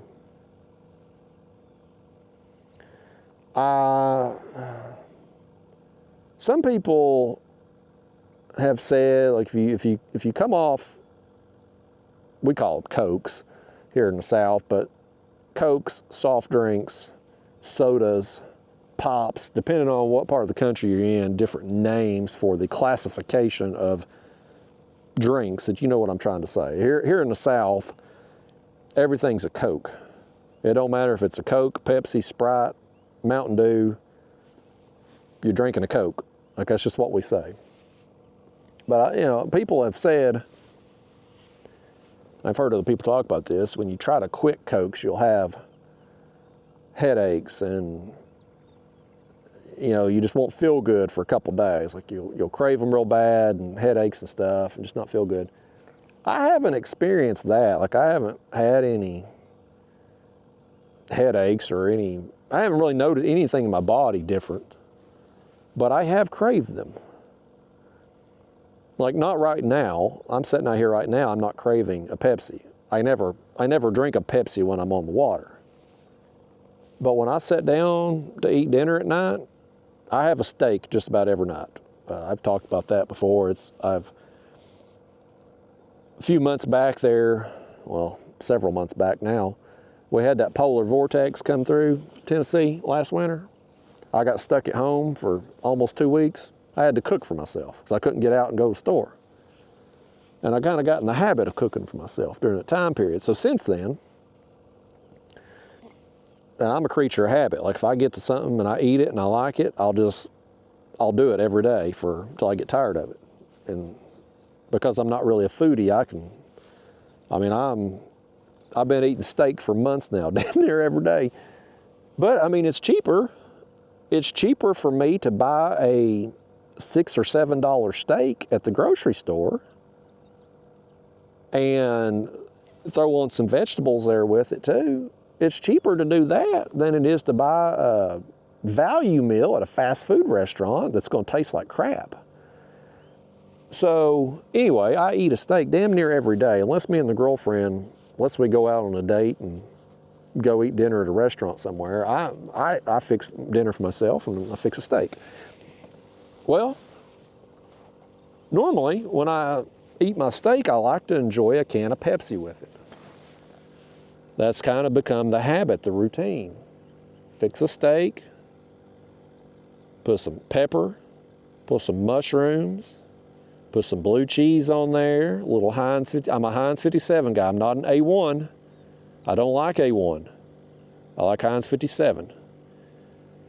But I got a whole plate of that, and then I enjoy a Pepsi to wash it down with. Not Coke, not Dr. Pepper, not Sam's Cola, or Big K Cola back in Kmart days. Pepsi. I used to like Coke. I somehow got away from it. I switched to Pepsi a few years back. I like Pepsi. But now, the last 5 days that I ain't had a Pepsi, when I fix that steak at night, my natural inclination is to grab that Pepsi in the fridge. And here's the thing, I've still got some Pepsi in there.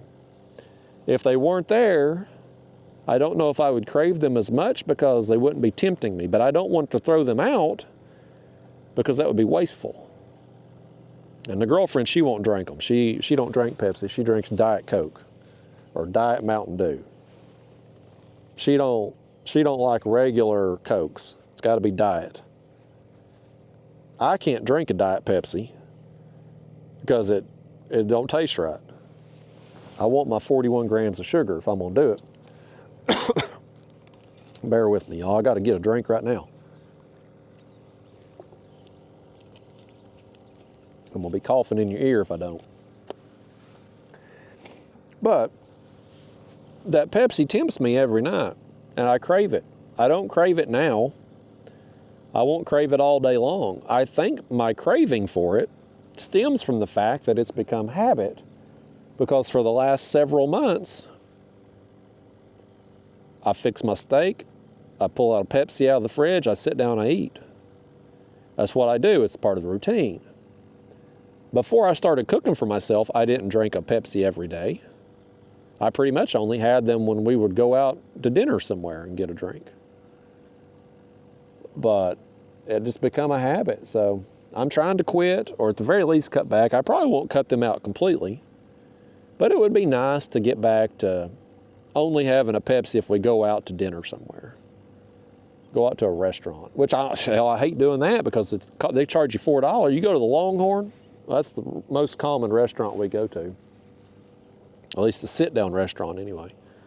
Longhorn Steakhouse up there, Knoxville. Their steak prices are reasonable and their food's excellent.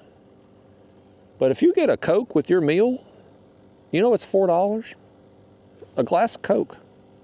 Mostly ice, but glass of Coke, $4. So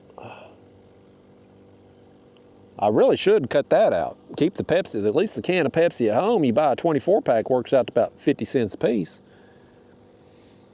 And it tastes better because it ain't all watered down with all the ice and everything.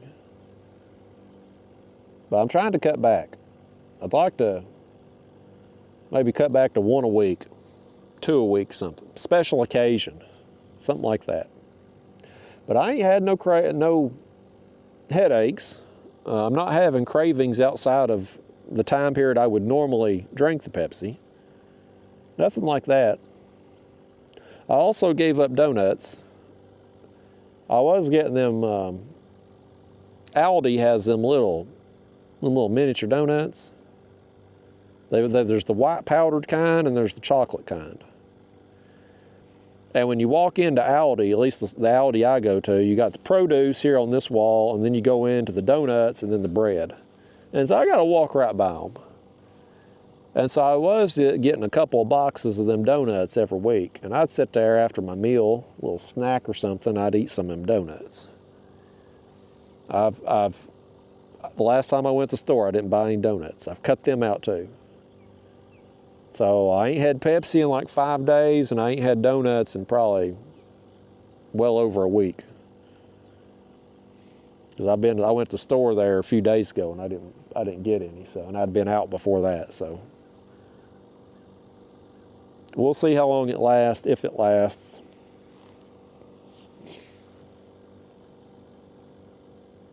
If I die next week, I'm going to regret giving up Pepsi.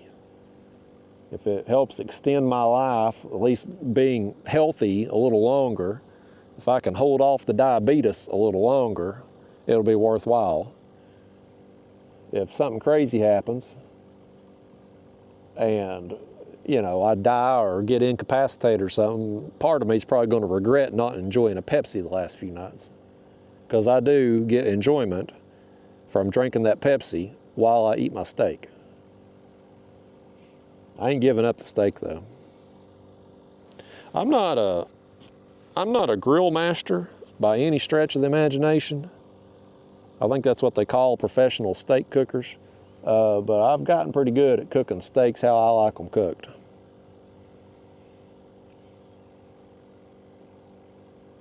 I feel like the chances of us catching another fish today are about cooked. I didn't want to have to move today. I wanted to sit right here. But I think I am going to try to slide us over and hope to God no boats, barges or anything go by that we're going to have to move for, because we keep seeing fish, but they ain't interested. So I'm going to slide us out a little bit deeper out over this hole. We'll set down, spot lock there. And then maybe we get on the move. Maybe we troll a little while. It seemed like yesterday, obviously we were catching fish here on this spot yesterday, the bulk of them. But just sitting there, we were getting bit. When we were moving down through here, we wasn't really, nothing was happening. And so I was like, well, maybe it's not just location. Maybe it's just the fact, too, that they don't want a moving bait yesterday. But today, sitting still, we're not really having a lot going on. So, I don't know. It's a peculiar day when you got this many fish that we've caught eating the tiny fly. It's peculiar. The live bluegill under the balloon back there ain't done nothing for us, and I'm not seeing as many splashes now as what we were seeing. So I'm kind of tempted to reel it in and put the head bait back on and drop it down. Even though the head bait's not done diddly doo-doo for us, confidence thing like we talked about, even when something's not working, if you got confidence in it, you'll stick with it. I have a ton of confidence in those head baits, especially for big fish. All right, let's spot lock here. We're 59 feet now here. I'm gonna adjust our screen so we can see a little something there on bottom. I immediately see fish right there. Let's lower these baits down. Get out here further in this hole. I set up where I did because the fish working out of this hole to go up in that creek, I kind of felt like we were in their path, and fish that were working along the break line going up and down this ledge, I felt like we were in their path for those two. But when fish work down in these holes, like they'll come down here getting like the deepest part, and we'll see what's happening here. We're either going to catch them or we ain't. But we for sure wasn't catching them up there. It's been a while. And the last two fish we caught up there wasn't even on bottom, they were under the balloons. So, gonna mix things up. It's a puzzle, man. Every day's a puzzle. Sometimes you work the same puzzle every day. If you get on a bite that's, like I said, I was trying to hopefully figure out when I got out here today if fish were going to feed around a certain time period and we could time it and really capitalize on it in some upcoming trips. But that doesn't appear to be the case based on what we've experienced today. So the puzzle's changed, and now we got to figure out, we got to change with it. We got to adapt. So we'll sit here a little while, see if there's anything kind of in the middle of this hole. And if this don't pan out, then we will get on the move, and I guess we can drift. Now that we got a little flow, we'll just drift. We won't even have to troll. We've got enough water movement here. It's not going to move as fast, but I think probably 0.2, 0.3 miles an hour. So yeah, let's give it a few minutes. 5, 10 minutes. Probably what I'll do here, while we're seeing if there's anything in this hole, I'm going to reel in the bluegill on the balloon. Because if we do start drifting, I'm gonna have everything near bottom. Oh, hell far, look at this, the bluegill's gone. How did he get off there? Did something hit him? That's twice now y'all have lost the bluegill and we didn't even know we'd got hit. That's twice. I don't know how you all do that. Do you all ever catch any fish? My gosh. Worst fishing partners of all time. This never happens to me. Never. Only when I'm with y'all, and then y'all are responsible for watching this rod. That's when it happens. I can't give y'all any responsibility. I'm gonna have to do everything my damn self around here, I reckon.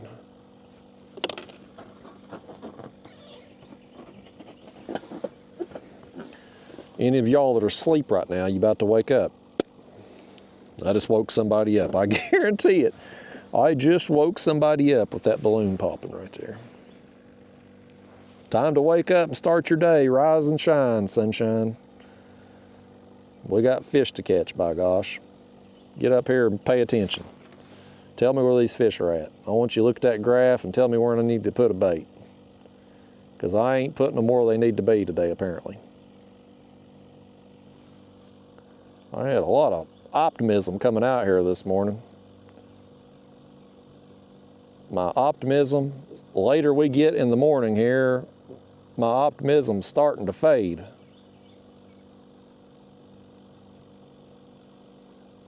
It's crazy though, like there's another big mark there. There's one right there by our baits.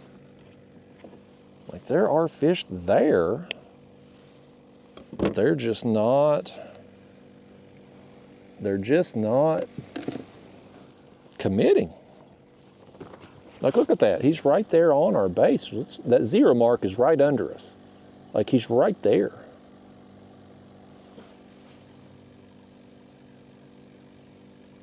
And just sitting there looking at our baits, man. I think it's 2 fish, actually. There goes one of them. But, I mean, they're just non-committal.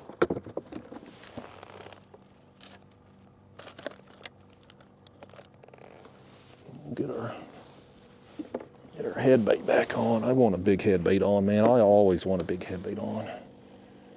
I don't care if it is a day like today where the bite has been on the fly. I want a big head bait at all times. I let you all talk me into putting that damn bluegill under a balloon, and then you let the bluegill disappear. We've been sitting there with a bare hook for who knows how long. I don't know. I don't know how y'all ever catch any fish doing that. I don't know. I gotta find me some new fishing partners. We'll drop his head down. I'm gonna end up switching that other balloon rig over though, when we get on the move, assuming we do. We'll get on the move and then I'll reel in that next. I'm gonna leave it out for now.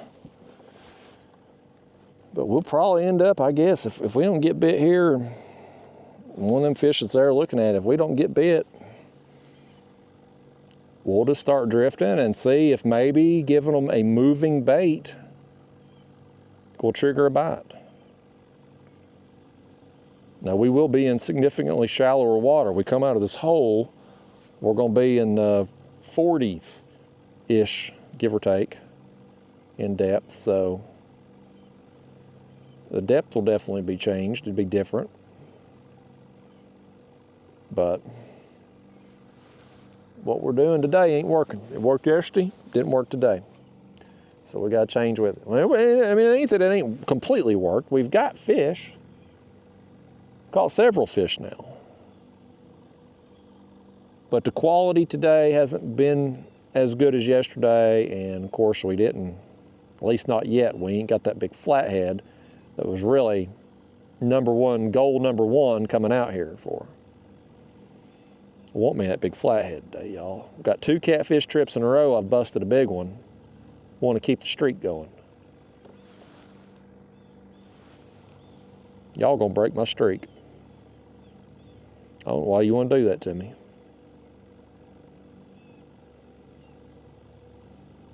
I probably ain't gonna fish too terribly much longer. I don't even know what time it is now. That's 11 o'clock now, 11:02. I ain't gonna fish too much longer. I'll give it maybe 30 more minutes.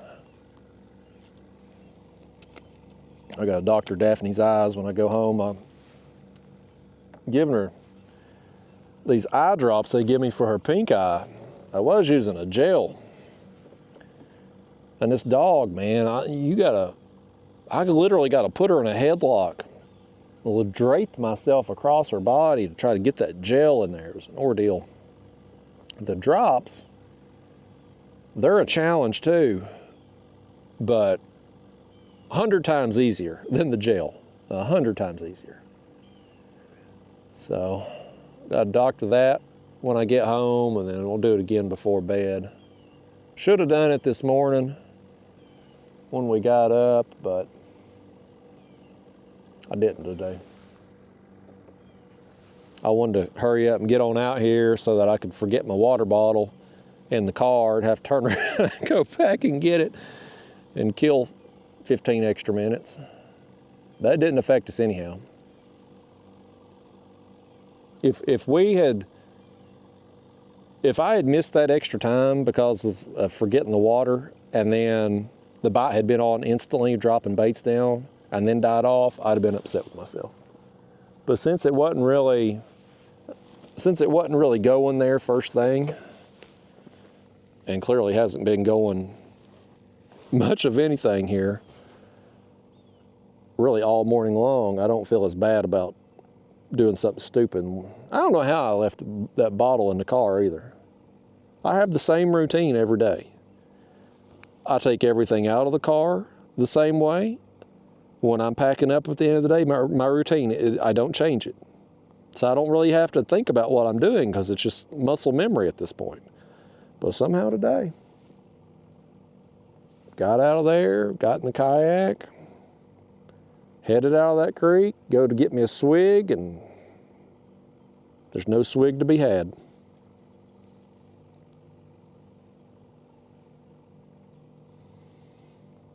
Yeah, I got bait left over. I've still got a bunch of skipjack here. Of course, they'll be 3 days old. Tomorrow they'll be 3 days old.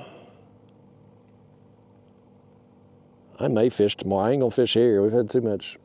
We ain't seen a boat in a while, knock on wood, but there's been enough boats go by today. I wouldn't want to fish here on Friday. Definitely wouldn't want to be here on a weekend. But I may go somewhere tomorrow, try to use up the rest of this bait. I the bait's been so hard to get lately, consistently anyway. I hate to let it go to waste. I hate to be wasteful with it, but we just didn't end up using as much. I thought when I had got, I don't know, 15 skipjack, maybe 18 there the other night. And of course, had them live baits, but I thought, well, we got on a good bite. We'd go through 2 days, maybe 3 at the most, but 2 probably we'd really burn through them skipjack. But didn't use very many yesterday and haven't used much today.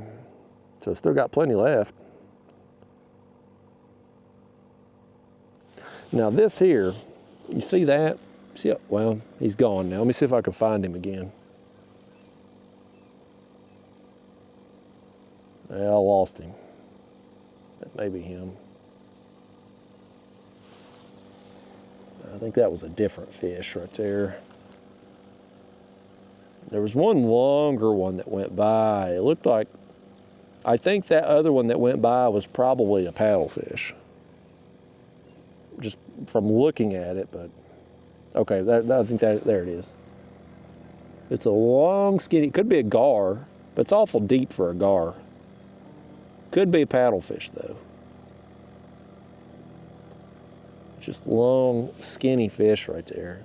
Like it seems like this part here, this part of like that would be its nose maybe.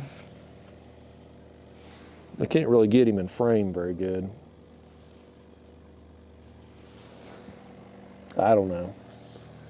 Either way, it's a long fish. You can see the marks up here, 10 feet, 15 feet. This is going every 5 feet this way.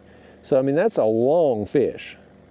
It's probably 4 foot long, whatever it is. Just based on that measurement, you know? So that's a long fish. It's got to be paddlefish, a gar. It could be a cat. I mean, it seems like it's kind of skinny, though. It's probably not. Could be a sturgeon.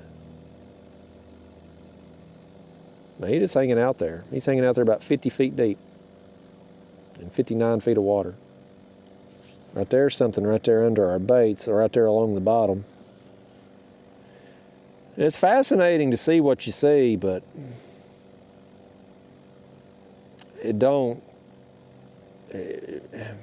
seeing them ain't going to make them bite oftentimes. You know? So you could look at them not eat all day long, but it ain't going to help you necessarily to get a bite.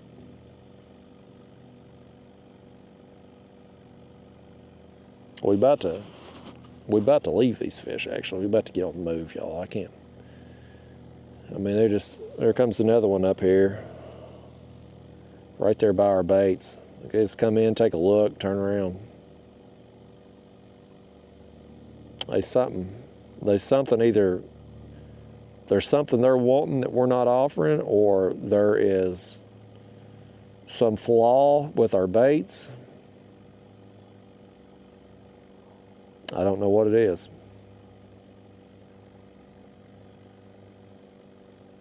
I don't know.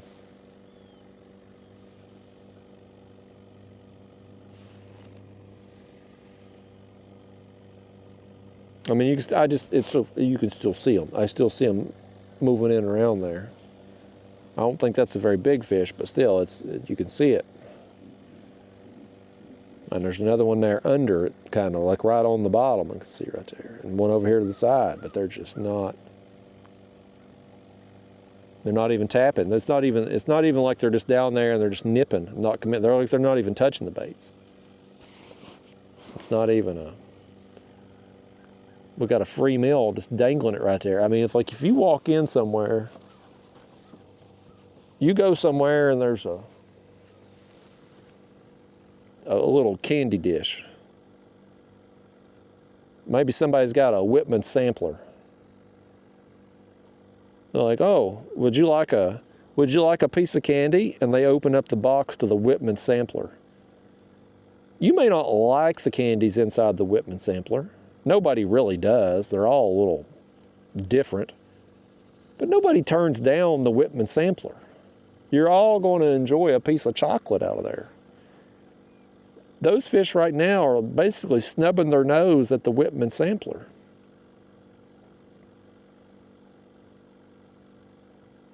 And they may not be cats, but it sure as hell, if they're not cats, why are they hanging out by the bait? It seems like it would be dumb to hang out next to a piece of cut bait that I would think they would know, that is going to potentially draw in fish that might eat them too. But that's what's going on.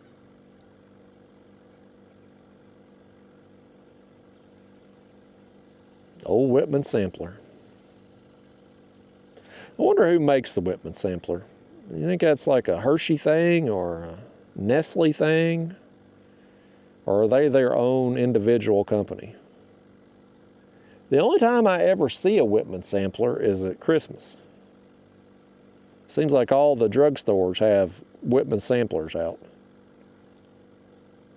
But you never see them the rest of the year. Is it just like a special holiday gift treat? I got a lot of questions about the Whitman sampler, people. It's basically the same kind of candy. You remember when, some of y'all may still do this, but when we were kids, you get a Valentine or something, and it would have like a heart-shaped cardboard box with individual candies in there. Some of those candies were like the Whitman sampler. It was just a heart-shaped box, though, and they were cheaper than the Whitman sampler's expensive. It's like $10 or $15. I don't know if people still buy them heart-shaped things. I guess kids probably do. Valentine's, whatnot.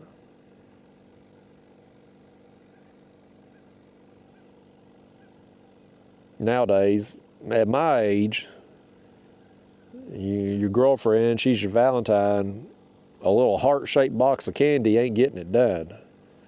You're gonna need some flowers and a nice dinner. If you just show up with a little box of candies with 6 pieces of the Whitman sampler in it and a card with, back when I was a kid, you'd have whatever cartoon was popular. There'd be Valentine's Day cards with those cartoon characters. If you tried that now at my age with a woman, you ain't getting nowhere. She might smile and say thanks, but you probably ain't sealing the deal when you get home. You're gonna have to get some flowers and a nice dinner. And pay the $4 extra to let her get a Diet Coke at the Longhorn. That's what you gotta do. Women today, more high maintenance. There's fish down there. Oh, we're about to get on the move, man. I say that, here we go. This fish just talked me out of it. This is on the head bait too, how about that? Boy, it's been a while since we got bit. On the head bait. Glad I put it back on now. I wish y'all hadn't talked me out of taking it off to begin with. I don't know why you'd try to talk me out of my favorite bait of all time, but you sure did. You look dumb now, don't you? Because now we got a fish on it. He don't feel too bad either. He ain't really fighting me, but he feels fairly heavy.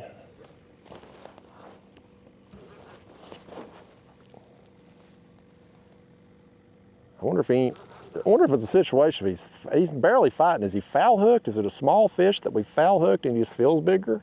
Because I'm pulling him in sideways. That's exactly what's happened. It's a smaller fish I'm pulling in sideways. He's foul hooked. I think he's got the daggone fly in the mouth, and he's rolled around my line and got the cut bait hook in the belly. The fly, I want you to look at this, man. We have gotten another fish on the fly here. This is just crazy, folks. How many fish is this now? Damn near every fish is on the fly. This thing is going to go crazy when we get him unlassoed because he hasn't fought the whole way up. He has not fought at all because I've pulled him in sideways. He's been lassoed. When I get this thing out of his belly, God help us, he's going to go nuts.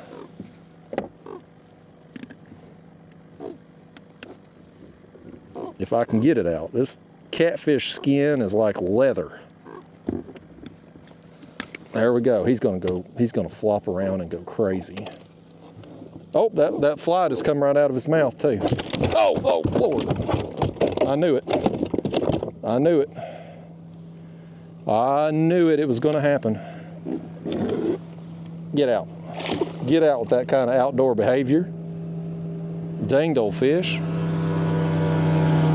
He had that fly in the mouth though. I don't know if y'all could see with the camera angle. I saw it though, and I pulled him up. He had it in the mouth and this cut bait hook in the belly. The damnedest thing. Well, we know one of them marks down there was a catfish. I'm gonna lower it back down because look right there, man. Right there under our baits, there's another big mark.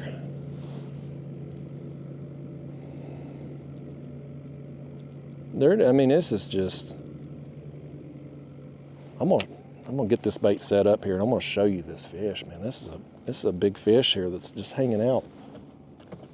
Look at this. Look at that right there. That's a long fish right there under our baits. I don't know. I get it. Maybe it's a damn garp. Maybe it's a sturgeon or something, and just. But I mean, it's right there under our baits, just hanging out. Let me try to spin the transducer around here and get a better. Okay. It's kind of on the bottom there now, kind of. But I mean, it's just, it's mind-boggling. Fish are there and they're just, I don't know, folks. I don't know. You know, on one hand, I want to get on the move and just try drifting a little while. On the other hand, it's like, we're seeing fish. What if they just turned on like that and then we've left them? That's where live scope gets you in trouble. Because what we're seeing may not even be cats. But yet it's affecting what we're doing here, or what we're not doing.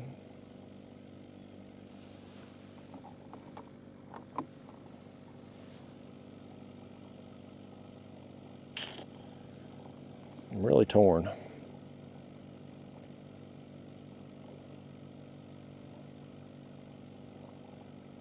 I think I'm gonna get on the move. I think that's what I want to do. I want to just try moving, setting still. It's just not really doing anything. The current flow does seem to be picking up. Like it seems like we've got a little bit more water movement, so maybe we can actually drift at a reasonable speed, maybe half mile an hour or so. That would be ideal. So I'm gonna drift for a little while. I'm not gonna fish much longer. I don't know how much longer my battery here is gonna last either, so I may fish longer than the battery lasts, but I'm gonna drift. Let's see what our bluegill looks like here. He's gonna need to be switched out too. He's seen better days. Yeah, we'll reel these up, get on the move. I'm gonna come out of this hole before I drop the baits back down, just because we're gonna have to be raising them up from 58 feet down to up to about 40 feet or so when we come out of this hole. So we might as well just come out of the hole and then set our baits where it's gonna be a little bit more consistent in depth. We'll end up snagged, what we'll end up doing. Yeah, man, what a day. It's been an interesting day. Even that fish there, we finally get one to eat and it eats the fly. Thankful to have the flies on. Again, I've taken a lot of criticism over them flies. People think I'm just trying to sell you something. I don't give a damn if you buy them or not. I don't care. It don't affect my fishing one way or the other, whether you do or you don't. But I personally like having the flies on there just because I've caught so many extra fish since I started using them. My friend Dewey, I ain't seen Dewey in forever. He put me on them things and actually gave me the first flies that I started using. He had hand tied them. And I just immediately, that was a big splash. I wasn't looking that way. Y'all might have seen it. I don't know what that was. I was not looking that way. I have been looking the opposite way every time today when one of them big splashes has happened. But, I mean, whether I've used Dewey's hand-tied flies that he gave me there initially or these Catfish Sumo flies that, now I got Catfish Sumo to make me these flies because I needed more and I didn't want to pester Dewey and I don't know how to tie flies, so. But I mean, I've caught fish, blues, I've caught flatheads with them. I've caught some really big, my biggest blue of the year, of 2024 so far, anyway. I hope to break it at some point, next couple months before the end of the year, but my biggest blue of 2024 was caught on a fly back in, I think it was February or March.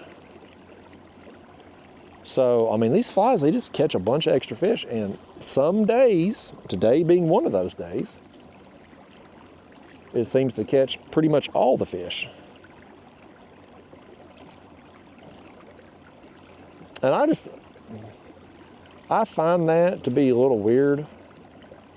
And I get I mean, part of me, I kind of get the skepticism people have with me using the flies because, you know, you think of catfish, they're going to be drawn into the scent, the blood, the oils, the movement of the live bait, like the artificial, like that shouldn't work, especially when you've got other options for them. But I've seen it happen too many times. Like this song and dance, man, I've been there and done that. Like I know it, but it can be when you've got good quality bait like we have. Like if we had crap bait and was getting bit on the fly, well, maybe I understand it. But we've got quality bait today. My skipjack still, it's only 2 days old. So I don't know what's up, man. I don't get it. Thankful for the flies today, though. Thankful they were on here. We're going to start dropping baits down here in a second. I'm going to adjust our screen here, make everything a little bigger. And once our speed slows down, we will drop everything back down. I'll put a different bluegill on over there. Actually, I'm going to switch these two rods. I'm going to put the head bait back up in front. I'm going to put the live bait back in the back. Let me see that head bait. Make sure, yeah, it's hooked good. Making sure that thing was hooked good before I sent it back down. But yeah, we're just going to drift a little while. This area through here, it's not really remarkable on the graph, so I'm kind of probably just free drift kind of through here, just let the current just take me. The current has definitely picked up, so I think it's hopefully going to have us around a half mile an hour-ish. That's a good speed, and I'm just going to, I'll probably give it another half hour. I mainly at this point want to just see, can I catch, well, if I start catching fish on the move, can I then just say, Justin, you were a dummy. You sat here in one spot all morning and fish wanted a moving bait today. Like, is that the problem, or is it just, maybe they're just not active? Maybe you just, I think we're at the right place for a bite. We saw that yesterday, but maybe just the right place at the wrong time today.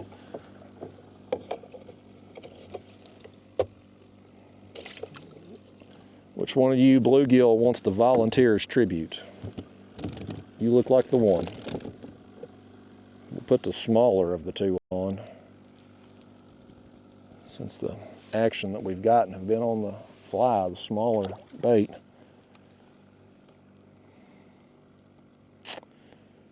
Man, oh man, y'all, what a day. do appreciate you coming with me though today. This is real fishing, man. These videos, these unedited, raw and uncut videos, these are real fishing trips, man. This ain't, I could have come out here and filmed today and made an edited video, and you know what? I would have had with the number of fish we've got, I could have probably put together a 20+ minute video. But it would have looked like, if you take the number of fish I've caught today and piece that together in an edited video, it's gonna look like I caught fish, a lot of fish today, just consistently, right? What you won't see in that type of video is the downtime we had between bites, the thought process that goes into trying to figure out the puzzle for the particular day. That's what you don't see on an edited video, and I'm hoping those of you that watch this crap at least get some value out of that. You know, at least maybe some of that is beneficial to you if you find yourself out in situations like this and you're working through the process, you're trying to solve the puzzle in your particular day. You know, you're not alone in it. Even somebody like me that's got a little bit of a following on YouTube and whatnot, everybody, it's all fishermen. It's not just me, it's not just you, it's all fishermen go through this. I don't care who they are. I don't care how good they claim to be. Like, sometimes you get on a bite and you can ride that bite for a week straight, catching fish roughly the same time period of day, same type of baits, all that. And other times, it's situations where you're on a bite today and the next day, it's just completely different. That's kind of where we're at with it today, I feel like. Just a completely different day than yesterday. At this hour, though, I don't expect, if we were going to get a flathead, I think we would have already gotten it. So I don't really think at this point we're going to have a big flathead come along today. I don't think today's going to be our day for that, but I do potentially think we might could get another blue or two just working down this ledge here. So I'm going to give it another half hour or so on the move and just see what happens. Just out of my own curiosity. I'm hungry. I'm ready to eat some lunch, but I'm curious. Curious George. Y'all remember that book when we were kids, Curious George? I don't know whatever happened to Curious George. You think hell, let's wake some more people up. There we go. If I bored you to sleep with the lack of action in the last hour, you just got woke up. I don't know if Curious George, we don't know if he's still curious or not.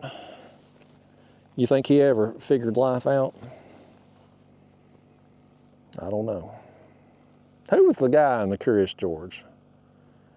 There was like a man. It was his dad or something. I remember those books like kindergarten. Yeah, that's something else that's crazy to me. And I don't have kids, so I'm not really plugged into that world of like school and preschool and all that.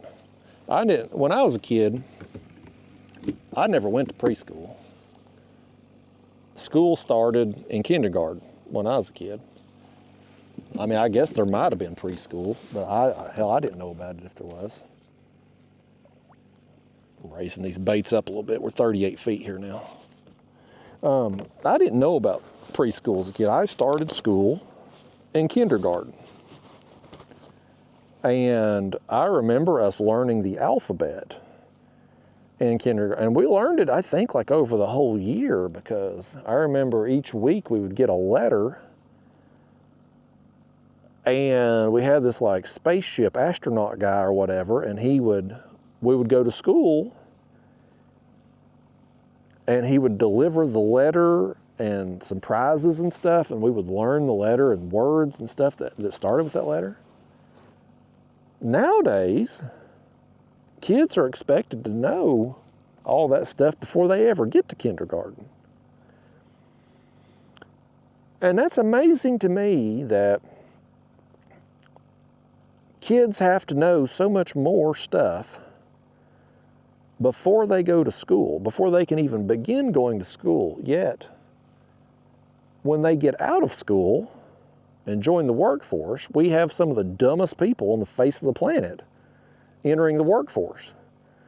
What goes wrong between kindergarten and graduating high school that people somehow get dumber? They have to be smart to get into kindergarten.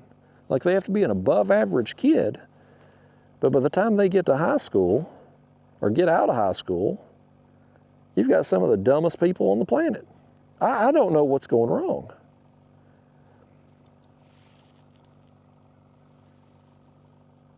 I don't even know. And now, I've seen people talking about this online, social media posts. You know, most of my friends, I'm kind of the anomaly not having any children. Most of my adult friends have kids. Bless their hearts. They ain't got no money. They ain't got no free time, no freedom. All their lives revolved around school activities and sporting events, birthday parties.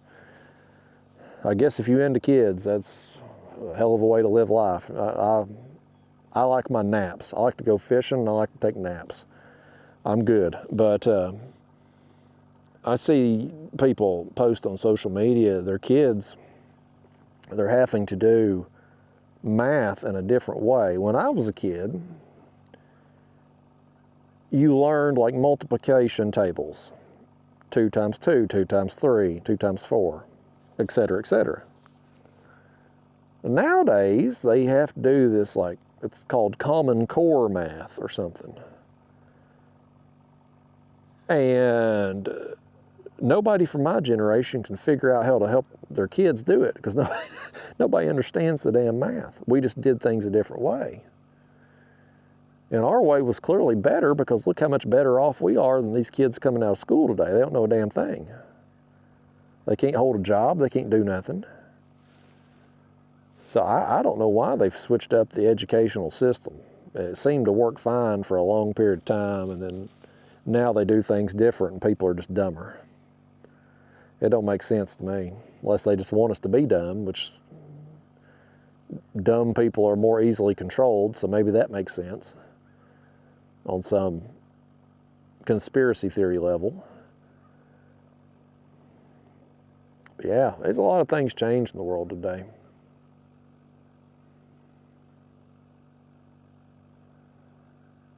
I don't know. I mean, I guess maybe it's part two, the making kids know the alphabet and some other stuff before they get to kindergarten.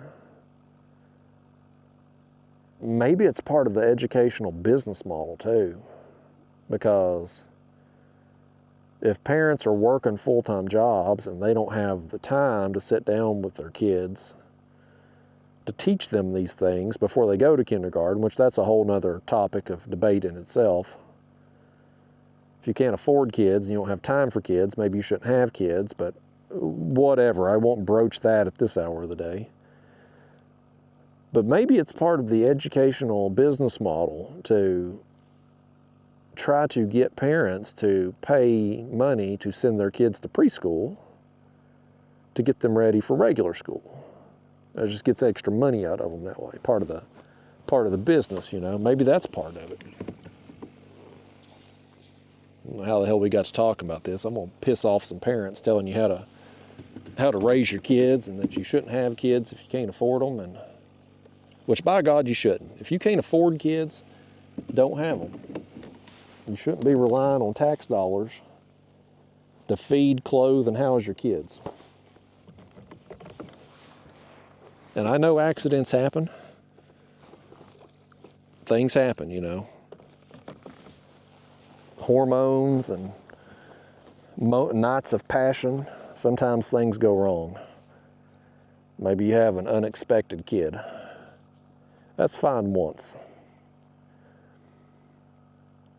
If you can't afford that kid and you ain't got time for that kid and you don't want that kid, you'd think having one accident would be enough motivation to make sure you don't have another accident. But some of these people, hell, they got 5 and 6 kids they can't afford and ain't got time for and don't want. I mean, at what point do they learn their lesson?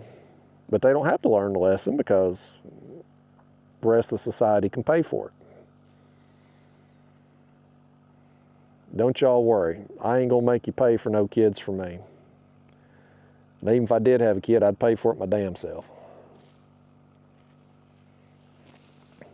I'm gonna have to turn this camera off in a minute. I'm gonna piss. This is what happens, folks, when my battery's about dead anyway. Thankfully, when we ain't catching fish, things get way off in the weeds, and I don't want to get too far off in the weeds. So we'll cut the video off. Battery's about dead anyway, and I'm gonna get out of here. I'm gonna fish maybe another half hour. I just want to drift down a stretch, see if we get some fish on the move, see if that helps anything at all. I think something's just been up today. I mean, we fished the exact same spot 24 hours apart. The quality of the fish wasn't as good today, and I don't think we got as many total today. It may be close. It may be close with the, you know, the smaller fish and stuff, but I don't think the numbers were as good, and the quality definitely wasn't as good. Didn't get any flatheads today. Yesterday I only got the one flathead, but we did have that other live bait get eaten. And I lost the fish that I think was probably a flathead bite yesterday.